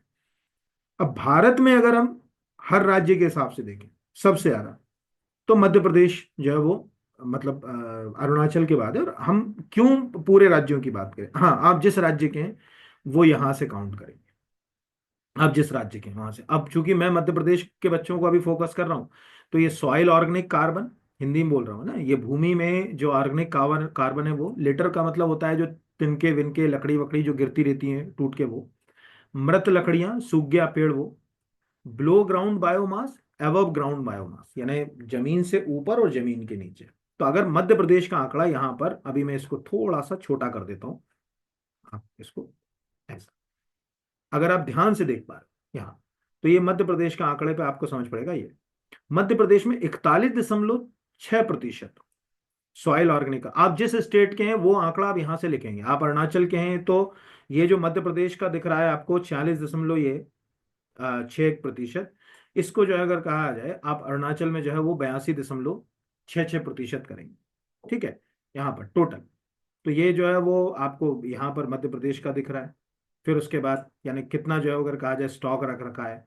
फिर उसके बाद मध्य प्रदेश के अंदर जो है वो आपको ये सब आंकड़े यहाँ पर क्रमबद्ध तरीके से लिखें, ये नोट आपको कर लेना है। सबसे ज्यादा नंबर 1 दिख रहा है, फिर उसके बाद दूसरे नंबर पे आपको दिख रहा है, ठीक है, एबव ग्राउंड बायोमास, फिर तीसरे नंबर पे दिख रहा है, फिर डेड वुड, और ये लेटर। ऐसे ये क्रम, इसको 1 2 3 4 के क्रम में लिख लो ना। मतलब अगर आप एमपी को फोकस कर रहे हैं, ये 1 2 3 4 और 5, ये आंकड़ा आप सीधे कट पेस्ट कर लो यहाँ से, और ओवरऑल लिख लो कि यहाँ पर इतना जो अगर कहा जाए कि इसके अंदर जो है वो आपको आएगा। तो इस तरह से ये क्वेश्चन जो है वो एग्जाम में हमको समझ पड़ता है कि किस नेचर से जो क्वेश्चन जो है वो पूछा जाए। तो सॉइल ऑर्गेनिक कार्बन हमारे पास जो है वो सबसे ज्यादा है। फिर अगला जो है वो है मध्य प्रदेश में रिकॉर्डेड फॉरेस्ट एरिया में जो अगर कहा जाए कि अधिकतम घास का प्रतिशत की उपलब्धता किस प्रकार है। यहाँ पर मध्य प्रदेश के रिकॉर्डेड फॉरेस्ट एरिया में अधिकतम घास, तो हमारे यहाँ अल्प। अब देखिए इसका क्या कॉन्सेप्ट, ये जो फॉरेस्ट रिपोर्ट पब्लिश हुई, इसमें उन्होंने ये बताया कि यार हर राज्य के अंदर घास के अलग अलग है, किसी के यहाँ वेरी डेंस है, किसी में डेंस है, ठीक है, किसी में मॉडरेट है, यानी अलग अलग राज्यों में जो घास की ऊंचाई है, उसका घनत्व है, वो अलग अलग। मध्य प्रदेश में उन्होंने बताया कि यार बहुत ज्यादा घास है ही नहीं। जैसे हम कई राज्यों में तो घास के बड़े, जो अगर कहा जाए मैदान के नाम सुनते हैं, हमारे कभी सुना मध्य प्रदेश में कोई घास के मैदान का नाम हो? जैसे हम नॉर्थ इंडिया में हिमालयन बेल्ट में जाते हैं तो बुग्याल का नाम आ जाता है, दक्षिण में जाते हैं वेस्टर्न घाट में, तमिलनाडु के आसपास, केरल के आसपास, तो 16 फॉरेस्ट है, घास के मैदानों से जुड़ा हुआ बेल्ट है। हमारे यहाँ तो नहीं आता। क्यों नहीं आता? तो अगर हम इस फॉरेस्ट रिपोर्ट में जाएं, पेज नंबर 263 के ऊपर, ये हम चले गए, इसलिए आपको सब चीजें उसी नेचर से पढ़ाई जा रही। यहां पर चले गए तो ये दिखा है distribution of recorded forest area bye presence of grass.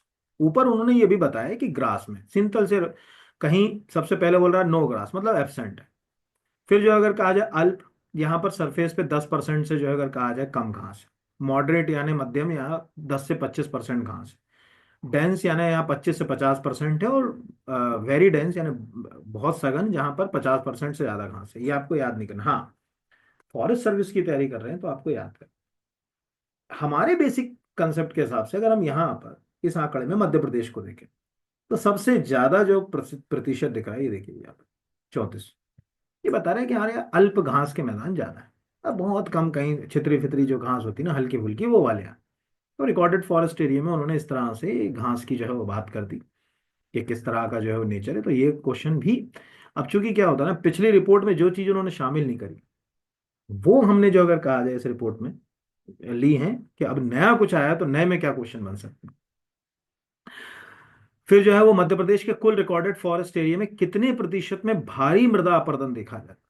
ये ऑलमोस्ट सबको मालूम होगा। सॉइल इरोजन एक चैलेंजिंग इशू है शुरू से, हर राज्य के लिए। हर राज्य में जो अगर कहा जाए मृदा अपरदन एक बहुत चैलेंजिंग इशू माना जाता है। सरल से अगर हम मध्य प्रदेश में जाएं तो चंबल बेल्ट तो अपने अब नाली का अपरदन के लिए, यहाँ पर अगर कहा जाए बहुत ही ज्यादा महाखड्डा नाली का अपरदन इनके लिए बहुत फेमस है। दोनों तरह से अगर कहा जाए, गुली इरोजन भी होता है, रेविन भी होता है, दोनों ही तरह का अपरदन चंबल में होता है। नदियां तो अपरदन करती हैं, इसमें कोई दो राय की बात नहीं। मध्य प्रदेश में अगर आंकड़ा ना पड़ा हो तो तुक्का थोड़ा ज्यादा जाता है। 3.61% पे भारी मृदा अपरदन हो रहा है। कैसे समझते हैं? तो यहां पर अगर हम ये जाएं, distribution of recorded forest area bye soil erosion. अब सॉइल इरोजन में अगर हम ध्यान ये देखें, यहाँ पर मध्य प्रदेश का, आप देखिए मैंने क्या बोला, आप जिस राज्य के उस राज्य का अपना ही आंकड़ा देखें। मध्य प्रदेश में दिख रहा है हैवी में 3.61%, 3.61% के ऊपर हैवी जो है वो मृदा अपरदन हो रहा है। 15.14% पे मॉडरेट हो रहा है, ठीक है, 47 पर मिल्ड हो रहा है यहाँ पर, और 28% जो एरिया है, 28.7%, जहां मृदा अपरदन हो ही रहा नहीं रहा है। और फिर हमारे पास कुछ आंकड़े तो उपलब्ध नहीं। इस तरह से मध्य प्रदेश में मृदा अपरदन की बहुत बड़ी चुनौती नहीं है कि बहुत भारी मृदा अपरदन होता है। सबसे बड़े क्षेत्र के ऊपर यानी 47.5%, मोटा मोटा माने तो 50% एरिया पे मिल्ड इरोजन, सॉइल इरोजन हो रहा है, रोका जा सकता है। फिर अगला क्वेश्चन जो है वो है, निम्नलिखित में से किस मेगा सिटी में क्षेत्रफल के अनुसार सबसे अधिक वनावरण है? मेगा सिटी की बात कर रहे हैं, मेगा जो बड़े बड़े शहर होते हैं ना, दिल्ली, बंबई, कलकत्ता, मद्रास, दिल्ली, ठीक है। अब इसमें याद रखिएगा, जैसे हम ये जाएं, ये लिखा ना change in the forest cover, major mega जो है वो अगर कहा जाए सिटी, तो अगर हम एरिया जो अगर कहा जाए टोटल एरिया के हिसाब से देखें, एरिया के हिसाब से, तो आप यहाँ देखो ध्यान से, आपको दिल्ली के पास सबसे ज्यादा एरिया दिखा, देखिए यहाँ 194 स्क्वायर किलोमीटर। दूसरे नंबर पे आपको यहाँ पर ये दिख रहा होगा मुंबई, 110 स्क्वायर किलोमीटर। ये एरिया के हिसाब से अगर कहा जाए आपको टोटल फॉरेस्ट कवर का जो है वो एरिया डिस्ट्रीब्यूशन, ये। दूसरा अगर कहा जाए यहाँ, ये जो है वो 2021 में, इसी आंकड़े को आप जब यहाँ जाएंगे तो कोई ज़्यादा जिसमें बदलाव जो है वो आपको ऐसे मिलेंगे नहीं।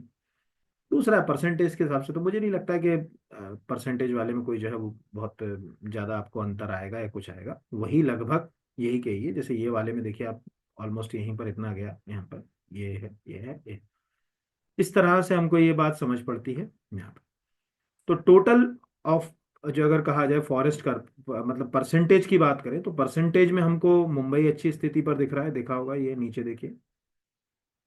और अगर एरिया की बात करें तो हमको जो है अगर कहा जाए दिल्ली स्थिति पर अच्छी पे दिख रहा है। ऐसे कभी इसको अगर आना चाहे क्वेश्चन तो पूछ सकते हैं। भारत वन रिपोर्ट, स्थिति रिपोर्ट 2023 के अनुसार किस राज्य में वनावरण में 2021 की रिपोर्ट की तुलना में कमी दर्ज नहीं की गई? ठीक है, मतलब किस राज्य के अंदर? मध्य प्रदेश में की गई, आंध्रा में की गई, अरुणाचल में की गई, कर्नाटक में कमी दर्ज नहीं की गई। ये ऊपर भी मैं कई बार आपको पढ़ा चुका हूँ, कई बार, जैसे इसी रिपोर्ट में मैं आपको दिखा भी देता हूँ। ये हम चलेगा, तो अगर हम ये यहाँ, एक सेकेंड, वैसे तो मैंने ऊपर पढ़ाया ही है, तो उसमें से जो है वो आप खुद भी पढ़ोगे तो पीडीएफ में आपको आसानी से जो है वो मिल भी जाएगा, मुझे बताने की जरूरत है नहीं, शुरू में ही पढ़ाया, उसमें से देख लेना आप वैसे तो। अगला भी क्वेश्चन बहुत अच्छा है। मध्य प्रदेश के वनावरण के संबंध में कौन सा कथन सही सम्मिलित नहीं है? अति सघन वन, सामान्य सघन वन, खुले वन और झाड़ियां। अब पहले तो आपको ये बात पता होना चाहिए, इसमें गलत क्या है पहले तो वो बता दें, तो एक आंकड़े में देख लें।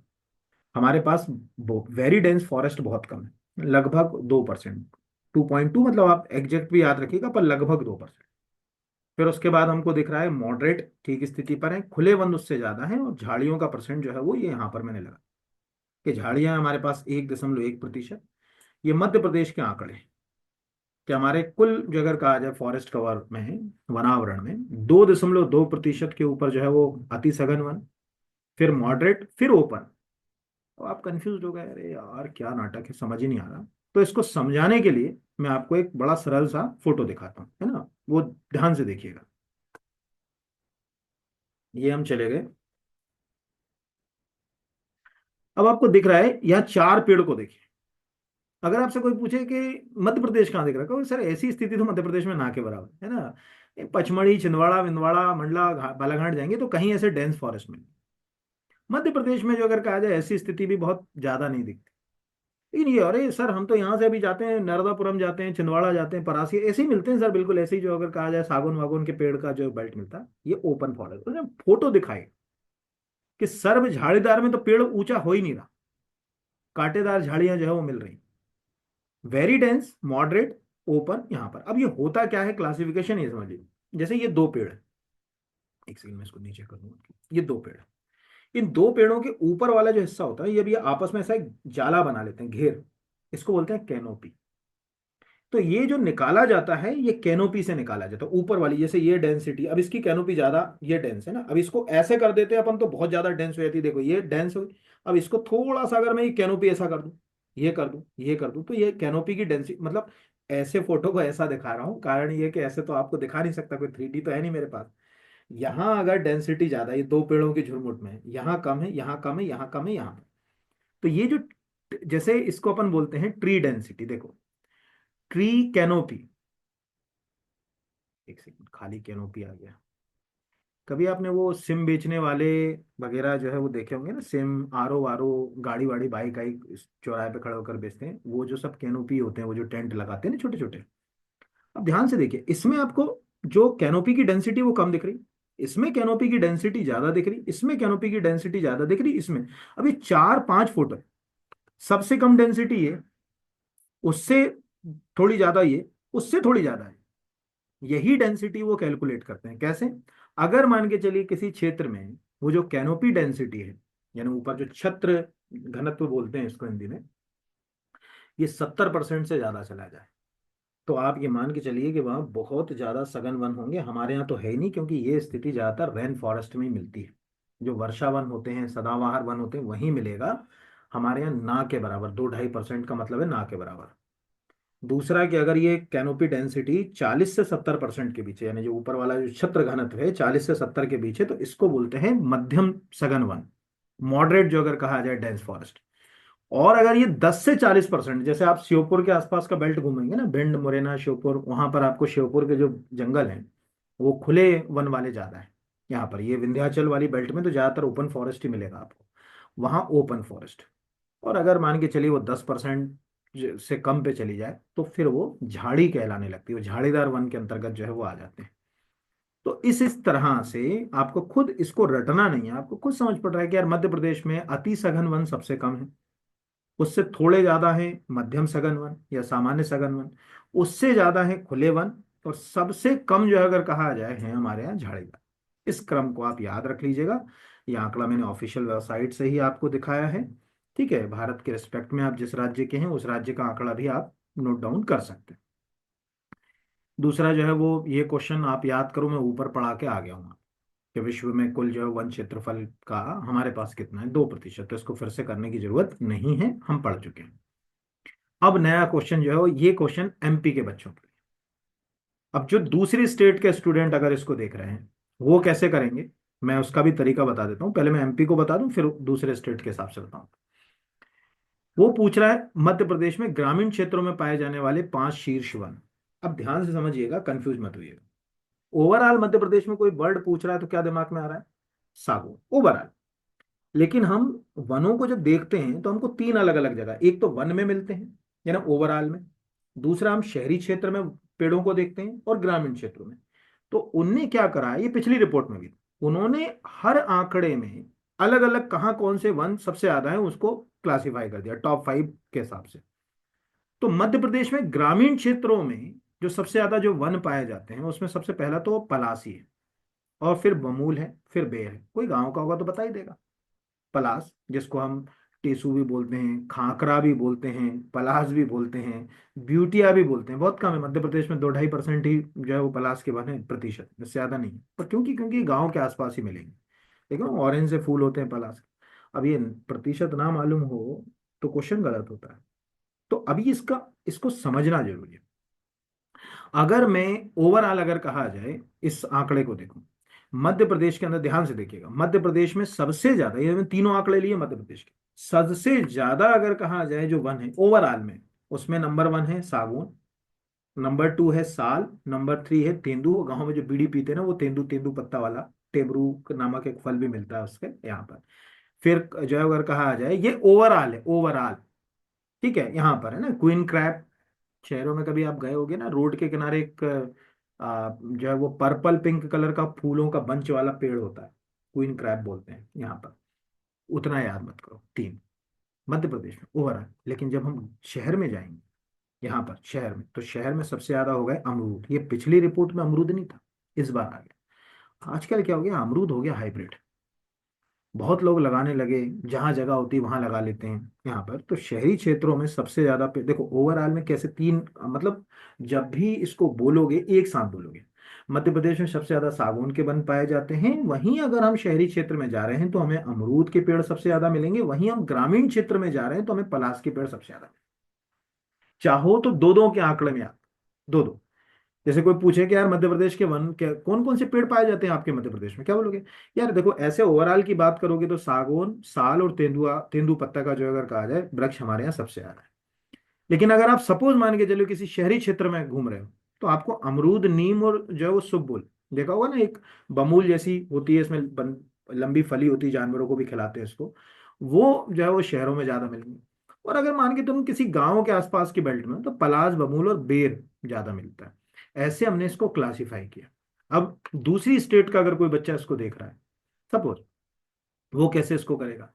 जैसे ये मध्य प्रदेश का स्टेट खोला हुआ, अगर हम इस मध्य प्रदेश के स्टेट में, ये मध्य प्रदेश है ना, अब हर स्टेट का आंकड़ा इसी के अंदर। सपोज मान के चलिए हम मध्य प्रदेश में गए, तो अब मध्य प्रदेश में उन्होंने क्या करा, ये नीचे में पहले आपको दिखा दूं यहाँ पर,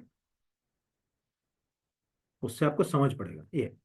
तो ये जो अगर कहा जाए, लिखा number of tree and there volume of top 5 species recorded forest area. सबसे पहले तो टेक्टोना ग्रैंडिस हो गया ना सागौन इसमें। फिर नीचे वो number of tree and there volume top 5 rural area यहाँ पर, तो ये हो गया पलास। फिर उसके बाद जो अगर कहा जाए शहरी क्षेत्रों में, ये हो गया आपका अमरूद। तो इस तरह से हमको ये बात समझ पड़ी। अब जिस भी स्टेट के, सपोज मान के चलिए इसके जस्ट बाद हमको यहाँ कोई दूसरा स्टेट आ गया, ये आ गया महाराष्ट्र। अब सपोज कोई महाराष्ट्र का बच्चा ही देख रहा है, तो महाराष्ट्र वाला बच्चा जो है जो इसमें नीचे जाएगा, तो यहाँ पर उसको भी नीचे जो है वो इसी तरह से उनके स्टेट के जो है वो आंकड़े मिल जाएंगे कि भाई महाराष्ट्र में ओवरऑल जो है वो कौन सा जो है वो पेड़ जो है वो यहाँ पर। तो ये जैसे दिख रहा है कि number of tree and volume जो टॉप 5 से अर्बन एरिया, तो महाराष्ट्र में शहरी क्षेत्र में सबसे ज्यादा आम के पेड़ है, दिख रहा है, मैंगीफेरा इंडिका, आम को जो अगर कहा जाए ये कहा जाता है यहाँ। तो इस तरह से हर राज्य का आंकड़ा आप इस ये 428 वाली पेज की फाइल में से अपना राज्य ढूंढकर नोट डाउन कर सकते हैं। मध्य प्रदेश में मैंने तो टॉप 5 लिए। आप जब भी आज से याद करें तो टॉप 3 टॉप 3 टॉप 3 के आंकड़े याद करें, यानी टॉप 3 टॉप 3 टॉप 3 ऐसे याद करेंगे तो गलत नहीं होगा, नहीं तो गलत होगा। ठीक है, फिर अगले के ऊपर आ जाते हैं। अगला जो है वो क्वेश्चन पे यहां से आते हैं। मध्य प्रदेश में लैंड यूज पैटर्न्स में कितना प्रतिशत वनों से संबंधित है? आंसर है 28.31%, कुछ भी नहीं है। हर स्टेट का जो टोटल एरिया होता है उसमें बताया जाता है कि भाई लैंड यूज पैटर्न कितना। तो हमें दिख रहा है यार फॉरेस्ट के लिए है 28.3, जो अगर कहा जाए नेट शॉन जो एरिया शॉन का मतलब होता है शुद्ध बोया गया क्षेत्र, बुआई के लिए 51.4%। बाकी अलग अलग लिखा हुआ है। ठीक है, अलग अलग जो लिखा हुआ है वो हमको कोई लेना देना नहीं, अलग अलग में क्या है, हमारे लिए काम का है कि हमारे पास कितना एरिया हम जो है वो फॉरेस्ट के लैंड यूज से जोड़ रहे हैं लैंड यूज पैटर्न में, तो 28.1%। फिर अगला है मध्य प्रदेश के कुल वन क्षेत्रफल में निम्न में से किस प्रकार के वनों का प्रतिशत लगभग शून्य है? मैंने आपको बताया था। पहला शुष्क सागौन का वन, ना के अच्छा सॉरी सागौन निकल गया, सवाना वन, मैंने शुरू में ही बताया था कि सवाना वन हमारे यहाँ है ही नहीं, 0%। ब्यूटिया, ये भी ना के बराबर है, ये भी ना के बराबर, लेकिन 0% नहीं है। अब कंफ्यूजन क्या होता है पता है? कोई बच्चा रट गया कि मेरे मध्य प्रदेश के अंदर गांव में पलास के पेड़ होते हैं, पलास, पलास का अंग्रेजी में नाम है ब्यूटिया, और फाइल में आपको ब्यूटिया ही मिलेगा, हिंदी इंग्लिश में गवर्नमेंट की, वो पलास नहीं लिखते क्योंकि इसको हर राज्य में अलग नाम से जाना जाता है। जैसे अगर मान के चलिए हम जहाँ मैं जिस जगह से हूँ वहाँ इसको पलास नहीं बोलते, वहाँ खाकरा बोलते हैं। दोना पातल बनती है खाकरा के ऊपर, तो हम कहते हैं कि अच्छा दोना पातल है, खाकरा का पेड़ लिया है। कई जगह इसको ढाक बोलते हैं, वो कहावत होती है ढाक के 3 पात। कोई दोस्त 10 साल पहले जैसा मिला आज भी, अरे यार तू तो ढाक का 3 पात, तेरे को अंदर कोई बदलाव नहीं हो, जैसा पहले था वैसे ही। इसीलिए वो पलास लिखेंगे तो गड़बड़ हो जाएगी, तो उन्होंने ब्यूटिया ही लिख दिया हिंदी में भी। तो ब्यूटिया ऐसे दिमाग चलता है मत के होगा, पर हमारे यहाँ तो 2% के आसपास। अगर आप इस आंकड़े को देखें, ये देखिए मध्य प्रदेश के, आप खुद देखिए, एक तो ब्यूटिया कितना परसेंट है हमारे पास, जो अगर कहा जाए 2% गलत निकल गया, 0.23% जो अगर कहा जाए ब्यूटिया फॉरेस्ट। बाकी तो जो 0 0 में मैंने पूछा है वो तो आपको दिखे। तो याद रखिएगा मध्य प्रदेश के अंदर जो अगर कहा जाए भिंड मुरैना के आसपास जो रेवीन बन जाते हैं, जिनको अपन खड्डे बोलते हैं, जो चंबल नदी बनाती है, वो उसके आसपास जो अगर कहा जाए 92%, 0.92% है। इनको आपको याद नहीं करना, क्या परसेंट रट के जाओ, आप समझो। अगर आप समझोगे नहीं तो गलत हो जाएगा। जैसे एक सामान्य बच्चे के दिमाग में है कि यार पलास हमारे यहाँ बहुत पाया जाता है, पलास हमारे मध्य प्रदेश की पहचान है, पलास के फूल हम कितनी चीजों में जो है वो इस्तेमाल करते हैं। लेकिन क्या वास्तव में हमें मालूम है कि पलास मध्य प्रदेश में केवल ओवरऑल फॉरेस्ट के परसेंटेज में उसका कंट्रीब्यूशन 0.23। एक बार अगर ये देख लिया तो दिमाग में रहता है कि यार है तो बहुत, लेकिन मतलब हर जंगल के अंदर चले जाओगे तो पलाश नहीं मिलेगा, गांव के आसपास खूब मिलेगा। जंगल के अंदर तो फिर जो है अगर कहा जाए सागौन साल तेंदुपत्ता यही मिलेंगे। ऐसे क्वेश्चंस गलत हो, यही क्वेश्चंस जो है वो एग्जाम में जो है वो पूछे जाते हैं। तो ओवरऑल मैंने आपको ऑलमोस्ट हर क्वेश्चन जो है वो इस फाइल से जो है वो आज पढ़ाया, समझाने की कोशिश करी। रफली जाते जाते मैं आपको दो चीजें जो है वो याद करा देता हूँ, वो आप देख लीजिए एक बार, मतलब एक सेकंड रुकिएगा यहाँ पर। अब 5 6 चीजें जो आपको याद रखना, मैं रफली रफली जो है वो आपको रफली रफली बता दे रहा हूँ। जहां मध्य प्रदेश है, अगर आप एमपी को, बाकी तो आप अपने स्टेट से इसको लगाइए, देखिए है ना। सबसे पहले तो जहां जिस राज्य में सबसे ज्यादा फॉरेस्ट बढ़ा वो छत्तीसगढ़ है, इसमें एमपी नहीं है। जहां सबसे ज्यादा कमी आई वो एमपी है। सबसे ज्यादा बांस, कोई पूछेगा कि भाई मध्य प्रदेश में सबसे ज्यादा बांस कहाँ है, तो ये मध्य प्रदेश के अंदर है बांस का जो अगर कहा जाए क्षेत्र। उसके बाद अरुणाचल में आता है, फिर महाराष्ट्र में आता है, तो अब मध्य प्रदेश के आता है। कोई पूछेगा भाई बांस के हिसाब से कौन सा राज्य नंबर 1 है, तो मध्य प्रदेश। उसके पीछे ऐसा भी है कि मध्य प्रदेश बांस मिशन भी काम कर रहा है, हम बकायदा बांस मिशन से किसानों को प्रेरित कर रहे हैं। और हमने फॉरेस्ट एक्ट में बदलाव करके उसको पेड़ वाली यानी जो वन वाली परिभाषा उससे बाहर भी कर दिया। तो एग्रो फॉरेस्ट्री में भी बांस लगा है। कार्बन स्टॉक में हम जो अगर कहा जाए दूसरे नंबर पे हैं, यानी देखो बांस में नंबर 1 है, टोटल एरिया में वन और वृक्षावरण यानी फॉरेस्ट ट्री कवर में नंबर 1 है। कार्बन स्टॉक में हम नंबर 2 हैं यहाँ पर। ठीक है, क्षेत्रफल की दृष्टि से वन और वृक्षारोपण शीर्ष राज्यों में हम नंबर वन है यहाँ पर अगर कहा जाए ये है। तो ये इस तरह से खाली अगर कहा जाए, खाली वन आवरण वाले राज्यों में भी हम नंबर वन पर है, खाली वृक्ष आवरण वाले राज्य में हम नंबर वन पर, नंबर टू पर, नंबर थ्री पर कहीं भी नहीं। वृक्ष आवरण, अब याद आ गया ना, ऐसी लंबी लंबी रो लगाई, वर्टिकल लगा दिए जो अगर कहा जाए वो। तो ये आप चाहो तो स्क्रीनशॉट ले लेना इसके, उससे आपको जो है वो हेल्प हो जाएगी। दूसरा सीधे मैं नीचे आपको मध्य प्रदेश की ओर ले जाऊं, यहाँ पर हम चले गए, ये एक सेकंड ना, ये तो ये आपको याद रखना है। Recorded forest area Madhya Pradesh का 30.72%, forest and tree cover area 27.8%। Madhya Pradesh में कितने प्रतिशत जो अगर कहा जाए, ये वाला क्वेश्चन ऊपर मिस हो गया, ये भी मैं दिखा देता हूँ। मध्य प्रदेश के वन क्षेत्रफल में जो अगर कहा जाए रिजर्व फॉरेस्ट का परसेंटेज, इनमें कोई बदलाव नहीं हुआ है। मैं आपको बता दूं 2021 की रिपोर्ट में भी यही आंकड़े थे, 2023 में भी यही आंकड़े हैं। क्यों हैं? क्योंकि ये काय से निकाला है, रिकॉर्डेड फॉरेस्ट एरिया से, जो कि पूरी तरीके से कानूनी प्रक्रिया है। तो आरक्षित वन, संरक्षित वन और आवर्गीकृत। तो आपको मालूम है सबसे ज्यादा हम लोगों को संरक्षण दे देते हैं, कुछ लोगों को हम आरक्षण दे देते हैं। ऐसे याद रखना कि कौन सा ज्यादा है। हालांकि ये सबको याद ही होगा, क्योंकि ये 2021 सब तक यही आंकड़ा है। इसी को अगर हम मिलाएंगे ना, तब वो 30.72% आता है। इसमें भी याद रखें, आरक्षित वन में कोई भी एक्टिविटी सरकार नहीं करने देती। आप पेड़ नहीं जो अगर कहा जाए काट सकते, कुछ जो अगर कहा जाए ये चीजें नहीं कर सकते, पशुओं को चराने। संरक्षित वनों में वो टाइम टू टाइम क्या करती है, अमेंडमेंट कर करके चीजों को देते, जैसे ये मध्य प्रदेश में अभी आरक्षित वन का जो है वो, अगर हम संरक्षित वन जो अगर कहा जाए, जैसे सपोज यहीं कोई एक आध फाइल दे ले, तो आपको जैसे ये आ गया, तो अब ये अगर हमको किसी वन को संरक्षित वन में कन्वर्ट करना, तो हम कहेंगे यार चराई कर सकते हो या फलाना कर सकते हो, वो सरकार के ऊपर है, टाइम टू टाइम वो क्या एक्शन लेके करेंगे। तो याद रखना है ना, ये सबसे ज्यादा। और अन जो क्लास्ड का मतलब है कि कोई बंजर भूमि है, अब गांव के आसपास है 2-4 स्क्वायर किलोमीटर का कोई बंजर भूमि है, वो अनक्लास्ड। आंकड़ों में 1927 की वन रिपोर्ट के अनुसार आपको आरक्षित, संरक्षित और ग्राम वनी मिलेंगे। और रिकॉर्डेड फॉरेस्ट एरिया में अगर कहा जाए, मध्य प्रदेश में 65% पर जो है वो रिजर्व फॉरेस्ट है, 32% पर जो है वो प्रोटेक्टेड फॉरेस्ट है, और 1.8% पर अनक्लास्ड फॉरेस्ट है। यही नीचे स्टार बना के को, यही आंकड़े 2021 में भी थे। इन्हीं आंकड़ों के आधार पर हमारे पास टोटल जो अगर कहा जाए यार, मतलब क्या बोलते हैं कि 30.72% का आंकड़ा आया यहाँ। तो जैसे कोई पूछे, एक सिंपल सा प्रश्न जाते जाते, मान के चलो एक सिंपल आपसे प्रश्न पूछ लिया है कि भाई अगर वनवासी अधिनियम के तहत 2006 के हमको जनजातियों को कुछ वनों में अधिकार देना है, पशुओं की चराई, तो हम कहाँ देंगे? तो आपको वही, आप संरक्षित जो अगर कहा जाए वन क्षेत्र में करो, आरक्षित वाले में जो है अगर कहा जाए मत करो। संरक्षित वाले में कानून बनाकर या जो भी अगर कहा जाए रूल रेगुलेशन के तहत, तो उसको कर दो, वो सरकार जो है वो कर सकती है। बाकी में जो अगर कहा जाए सरकार जो है वो इस तरह के कदम जो है वो ना उठाए, क्योंकि उनको हमको जो है वो मतलब उनके लिए विशेष जो है वो प्रयास करना पड़ेंगे।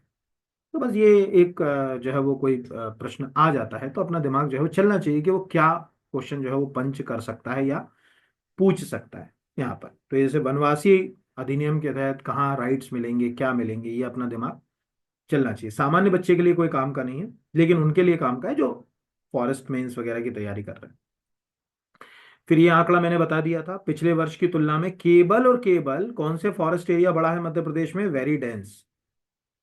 क्योंकि जो माफिया होते हैं ना, वो सघन वनों को नहीं काट पाते, खुले वन क्षेत्र को टारगेट करते हैं। जैसे खंडवा का केस पढ़ लीजिएगा। हम ये बताएंगे कि वेरी डेंस फॉरेस्ट हमारा बड़ा है, बाकी हमारा मॉडरेट और ओपन फॉरेस्ट कम हुआ है। इसी कारण पिछले आंकड़ों की तुलना में, 2021 के प्रतिवेदन की तुलना में मध्य प्रदेश में 2023 में वन क्षेत्र में कमी आ गई। ये जो है वो आपको याद रखना। सबसे ज्यादा सागौन रफली हमको मिल ही गया।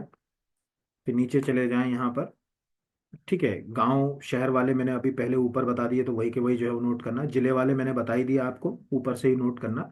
इसलिए मैं फाइल चला रहा हूँ, आप स्क्रीनशॉट ले सकते हो कि भाई हमारे पास अगर कहा जाए नगर पालिका का पहली बार आंकड़ा है। कोई पूछेगा कि वन क्षेत्रफल के अनुसार कौन सी नगर पालिका सबसे ज्यादा है अगर कहा जाए, तो चित्रकूट में क्षेत्रफल के अनुसार सबसे कम का आंकड़ा मत पढ़ना, क्योंकि सबसे कम के आंकड़े में इतनी सारी नगर पालिका क्षेत्र हैं जहां 0 स्क्वायर किलोमीटर का ही वन क्षेत्र है, 0 स्क्वायर किलोमीटर। जैसे मैंने कुछ लिख दिए: गंज वासुदा, खिरकिया, खुरई, कुमराज, मल्हारगढ़, मोहगढ़, मुल्ताई, मुंगावली, नरसुल्लागंज कस्बा, पांडुरना, पाटन, ठीक है, पिपलावान, पिपरिया, रामपुरा वगैरह, ये सब जगहों पर जीरो है। ये मैं क्यों बोल रहा हूँ, क्योंकि ये आंकड़ा पहली बार शामिल किया गया नगर पालिका का, तो हो सकता है कि आपको प्रश्न पूछ लिया जाए। सर्वाधिक जो अगर कहा जाए वन क्षेत्रफल वाला नगर पालिका क्षेत्र, तो आंसर हो गया चित्रकूट। ठीक है। सर्वाधिक प्रतिशत आधारित वन क्षेत्रफल वाला नगर पालिका क्षेत्र, तो उसमें है चंदेरी। ये आपको याद रखना है। ठीक है, चंदेरी है और चित्रकूट है। याद रखने का तरीका भी बता देता हूँ। चित्रकूट का कोई सतना का हो या यूपी का हो, चित्रकूट का, जाते जाते बस ये आखिरी लाइन है, तो उसको याद होगा कि कामदगिरी पर्वत पड़ता है चित्रकूट के पास, लगा ही हुआ चित्रकूट घाट के पास। वही जगह है जहां कहा जाता है कि अपने वनवास के दौरान सबसे लंबा, मोटा मोटा माने तो 12 वर्ष से कहते हैं, भगवान राम, सीता और लक्ष्मण ने जो है निवास किया। मूल रूप से कामदगिरी पे लक्ष्मण ही वहां रहा करते थे। इस तरफ चित्रकूट के जो घाट थे वहां भगवान और माता सीता जो है वो रहती थी। वो एक, मतलब अगर कहा जाए पौराणिक कथा का जो है वो हिस्सा है। इसलिए वो जो कामदगिरी का बेल्ट है, उसके वन क्षेत्र में हम कोई छेड़खानी नहीं करते, उसको ना तो काट रहे हैं ना कुछ कर रहे हैं, वो प्रोटेक्टेड है। इसीलिए नगर पालिका क्षेत्र में 24 स्क्वायर किलोमीटर का बेल्ट चित्रकूट के आसपास, इससे अपन इसको लिंक भी कर सकते हैं कि क्यों चित्रकूट है। रही बात चंदेरी, तो परसेंटेज, जब भी आपको याद होगा कि दक्षिण की ओर कोई आक्रांता जाते थे, चाहे वो मुगल्स हों चाहे वो खिलजी हों, वो ये विंध्याचल के अंदर ये चंदेरी होते हुए जाते थे। सोचो, बाबर ने चंदेरी को एक्वायर किया, अलाउद्दीन खिलजी ने 1305 में मांडू पर अटैक किया। क्यों किया? ये वन क्षेत्र से होते हुए दक्षिण तक जाने के रास्ते थे। हम इससे भी जो है उसको लिंक करके कर सकते हैं। तो ये हो सकता है कि इन्हीं में से कोई क्वेश्चन जो है वो आपको पूछ लिया जाए। क्या आएगा वो देखने वाली बात है। बाकी मध्य प्रदेश के वनों के ऊपर मैं एक अलग से, अगर आप में से कोई फॉरेस्ट की तैयारी कर रहा है, इसी फाइल को लगभग एक आध महीने के बाद और नए तरीके से अपग्रेड करके भी मैं पढ़ाऊंगा फॉरेस्ट के साथ। अभी तो जितने क्वेश्चंस आपको आ सकते हैं वो याद रखना है। दूसरा, एक जाते जाते, ये जो मध्य प्रदेश सरकार का जनसंपर्क का 1 जनवरी का प्रेस रिलीज है, इसको रट लेना। रट, क्योंकि हम इसी को ऑथेंटिक मान। आज हमारे पास जो अगर कहा जाए 24 अभ्यारण्य, 11 नेशनल पार्क, 8 टाइगर रिजर्व, आज 2 जनवरी 2025 की स्थिति। माधवगढ़ इसमें नहीं रखा क्योंकि 1 जनवरी का प्रेस रिलीज। ठीक है, ये पहला हो गया। 8 टाइगर रिजर्व जो है वो हमको समझ पड़ गया। टाइगर रिजर्व के बाद जो अगर कहा जाए एरिया आपको पता होना चाहिए, रातापानी का कितना है, माधवगढ़ का कितना है, यहीं से उठाएंगे, स्क्रीनशॉट लेते जाएं, स्क्रीन को रोक दें और पढ़ लें, रीड कर लें, आंकड़ा इसमें से नोट डाउन कर लें। ठीक है। सतपुड़ा कौन सा नेशनल पार्क या कौन सा टाइगर रिजर्व जो है वो यूनेस्को की टेंटेटिव लिस्ट में ना, संभावित सूची में, ये हमको मिल गया यहाँ पर कि भाई टेंटेटिव लिस्ट में जो है उसको जगह दिया गया। कालर वाली बाघिन का संबंध किस जो है वो नेशनल पार्क से है? पेंच, ये भी क्वेश्चन आ सकता है। किसे सुपर मॉम कहा जा सकता है? ये आ सकता है। चीतों को के पुनर्स्थापना के लिए जो प्रोजेक्ट था वो किन देशों के सहयोग से किया गया, कहाँ किया गया? यहाँ पर भारत में सबसे ज्यादा चीते कहाँ हैं? तेंदुआ, देखो, चीता स्टेट हम, तेंदुआ स्टेट हम, बाघ स्टेट हम, ठीक है, अगर कहा जाए लोमड़ी वाला स्टेट हम, गीदा वाला स्टेट हम। तो देखिए यहाँ पर आज मध्य प्रदेश में घड़ियालों में नंबर 1, गिद्ध में नंबर, वेलचर्स है ना, गिद्ध में नंबर 1, भेड़िए यानी वुल्फ, भेड़ियों में नंबर 1, तेंदुओं में नंबर 1, भालू में नंबर 1, बाघ में नंबर 1, चीतों में नंबर 1, ठीक है, और तेंदुओं में नंबर 1। आप सोचिए, तो क्यों ना मध्य प्रदेश को इस तरह से अपने इंस्टाग्राम पेज या दूसरे पेजों के ऊपर जहां भी है, क्यों नहीं आप अपने आसपास के नेचर को लोगों तक पहुंचाते हैं? कितना टूरिज्म है यार आज, आप सोचिए, सबसे ज्यादा देखने लायक है हमारा, इतना नेचर है हमारे यहाँ। कभी घूमिए तो कोई, मैं अभी एक शादी में परासिया गया था, छिंदवाड़ा के पास। मुझे लगा यार नेचर कहाँ, मतलब कहाँ भग रहे हैं हम लोग, उत्तराखंड और सिक्किम और यहाँ वहाँ, अरे हमारे स्टेट में तो मतलब भगवान ने प्रकृति इतनी सुंदर दे रखी। जब मैं सारणी थर्मल पावर प्लांट, जो सतपुड़ा थर्मल पावर प्लांट के लिए था, उससे जा रहा तो देखा, मैंने कहा यार क्या तो नेचर है, अद्भुत। तो ये हमको दिख रहा है कि यार इनमें सब में जो अगर कहा जाए हम नंबर 1 हैं यहाँ पर।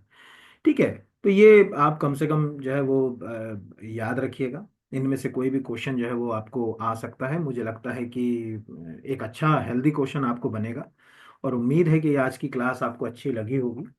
अब देखिए, आप सोचें कि मैं 2 मिनट में एकदम फिगर फिगर पढ़ा के जो है वो ख़त्म कर दूं, वो मेरे लिए संभव कभी नहीं हो पाया। विस्तार से ही पढ़ाना मेरी थोड़ी सी प्रकृति में है। तो उम्मीद है कि ये वीडियो आपको अच्छा लगा होगा नेचर वाइज। और चैनल को लाइक जरूर कीजिए, सब्सक्राइब कीजिए। आप चैनल को जब देखिए, नंबर ऑफ़ यूज़र्स किसी चीज़ को देखते हैं, नंबर ऑफ़ लाइक्स लाइक तो करते ही नहीं बच्चे। पता नहीं क्यों, मैं इतनी मेहनत करता हूँ, उनको क्या अच्छा नहीं लगता, ये समझ नहीं आया कभी मुझे। जैसे अभी करंट अफेयर्स की सीरीज है, मैं तो डेडिकेट होकर बनाता हूँ, और पूरी सीरीज में कभी ये नहीं इतने 2 घंटे की क्लास में नहीं बोला कि मेरा कोर्स खरीद लो, ये कर लो।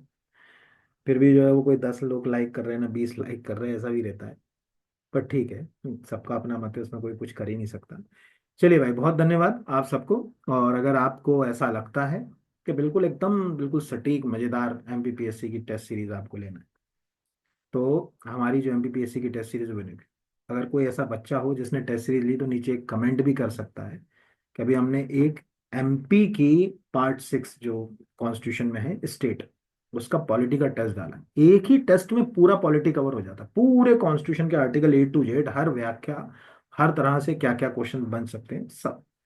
बाकी तो दूर की बात है। अभी मैंने 31st को ही उनको कहा था कि इसको टास्क को पूरा करना है। तो उससे हमको समझ पड़ता है कि हाँ भाई, कितना जो है वो इम्पोर्टेंट है, किस तरह का जो है वो नेचर है एग्जाम्स का, क्या है। चलिए, बहुत धन्यवाद। जाते जाते आखिरी मेरे शब्द हैं कि इनकेस अगर कहा जाए वीडियो बनाते समय इसमें कहीं कोई आंकड़ा गलती से गलत दिखा दिया हो या गलत लिखा गया हो, तो नीचे डिस्क्रिप्शन में देख लेना। कई बार ऐसा होता है कि मानवीय त्रुटि हर जगह होती है ना, ह्यूमन एरर को हम जो है अगर कहा जाए कहीं खत्म नहीं कर सकते। कुछ अगर ऐसा हुआ होगा तो नीचे डिस्क्रिप्शन में लिख देंगे कि इसको गलती से ये बता दिया गया, इसको सुधार लीजिएगा। ऐसा अगर नहीं है तो बढ़िया जो है वो अगर कहा जाए, तो आज वीडियो देखने के बाद एक आध हफ्ते बाद और देख लीजिएगा, कहीं कोई मिस्टेक होगी माइनर तो सुधरवा देंगे यहाँ पर।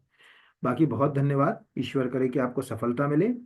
अगर पीएससी की तैयारी कर रहे हैं तो एक बार हमारा टेस्ट सीरीज और एक हमारा फाउंडेशन कोर्स है, उस पर जाके जरूर उसको विजिट कीजिए। तो फील होगा आपको कि हाँ यार, मतलब किस तरह से जो है पढ़ाया जा रहा है, क्या नेचर है उसको एग्जाम के हिसाब से। धन्यवाद आप सभी को।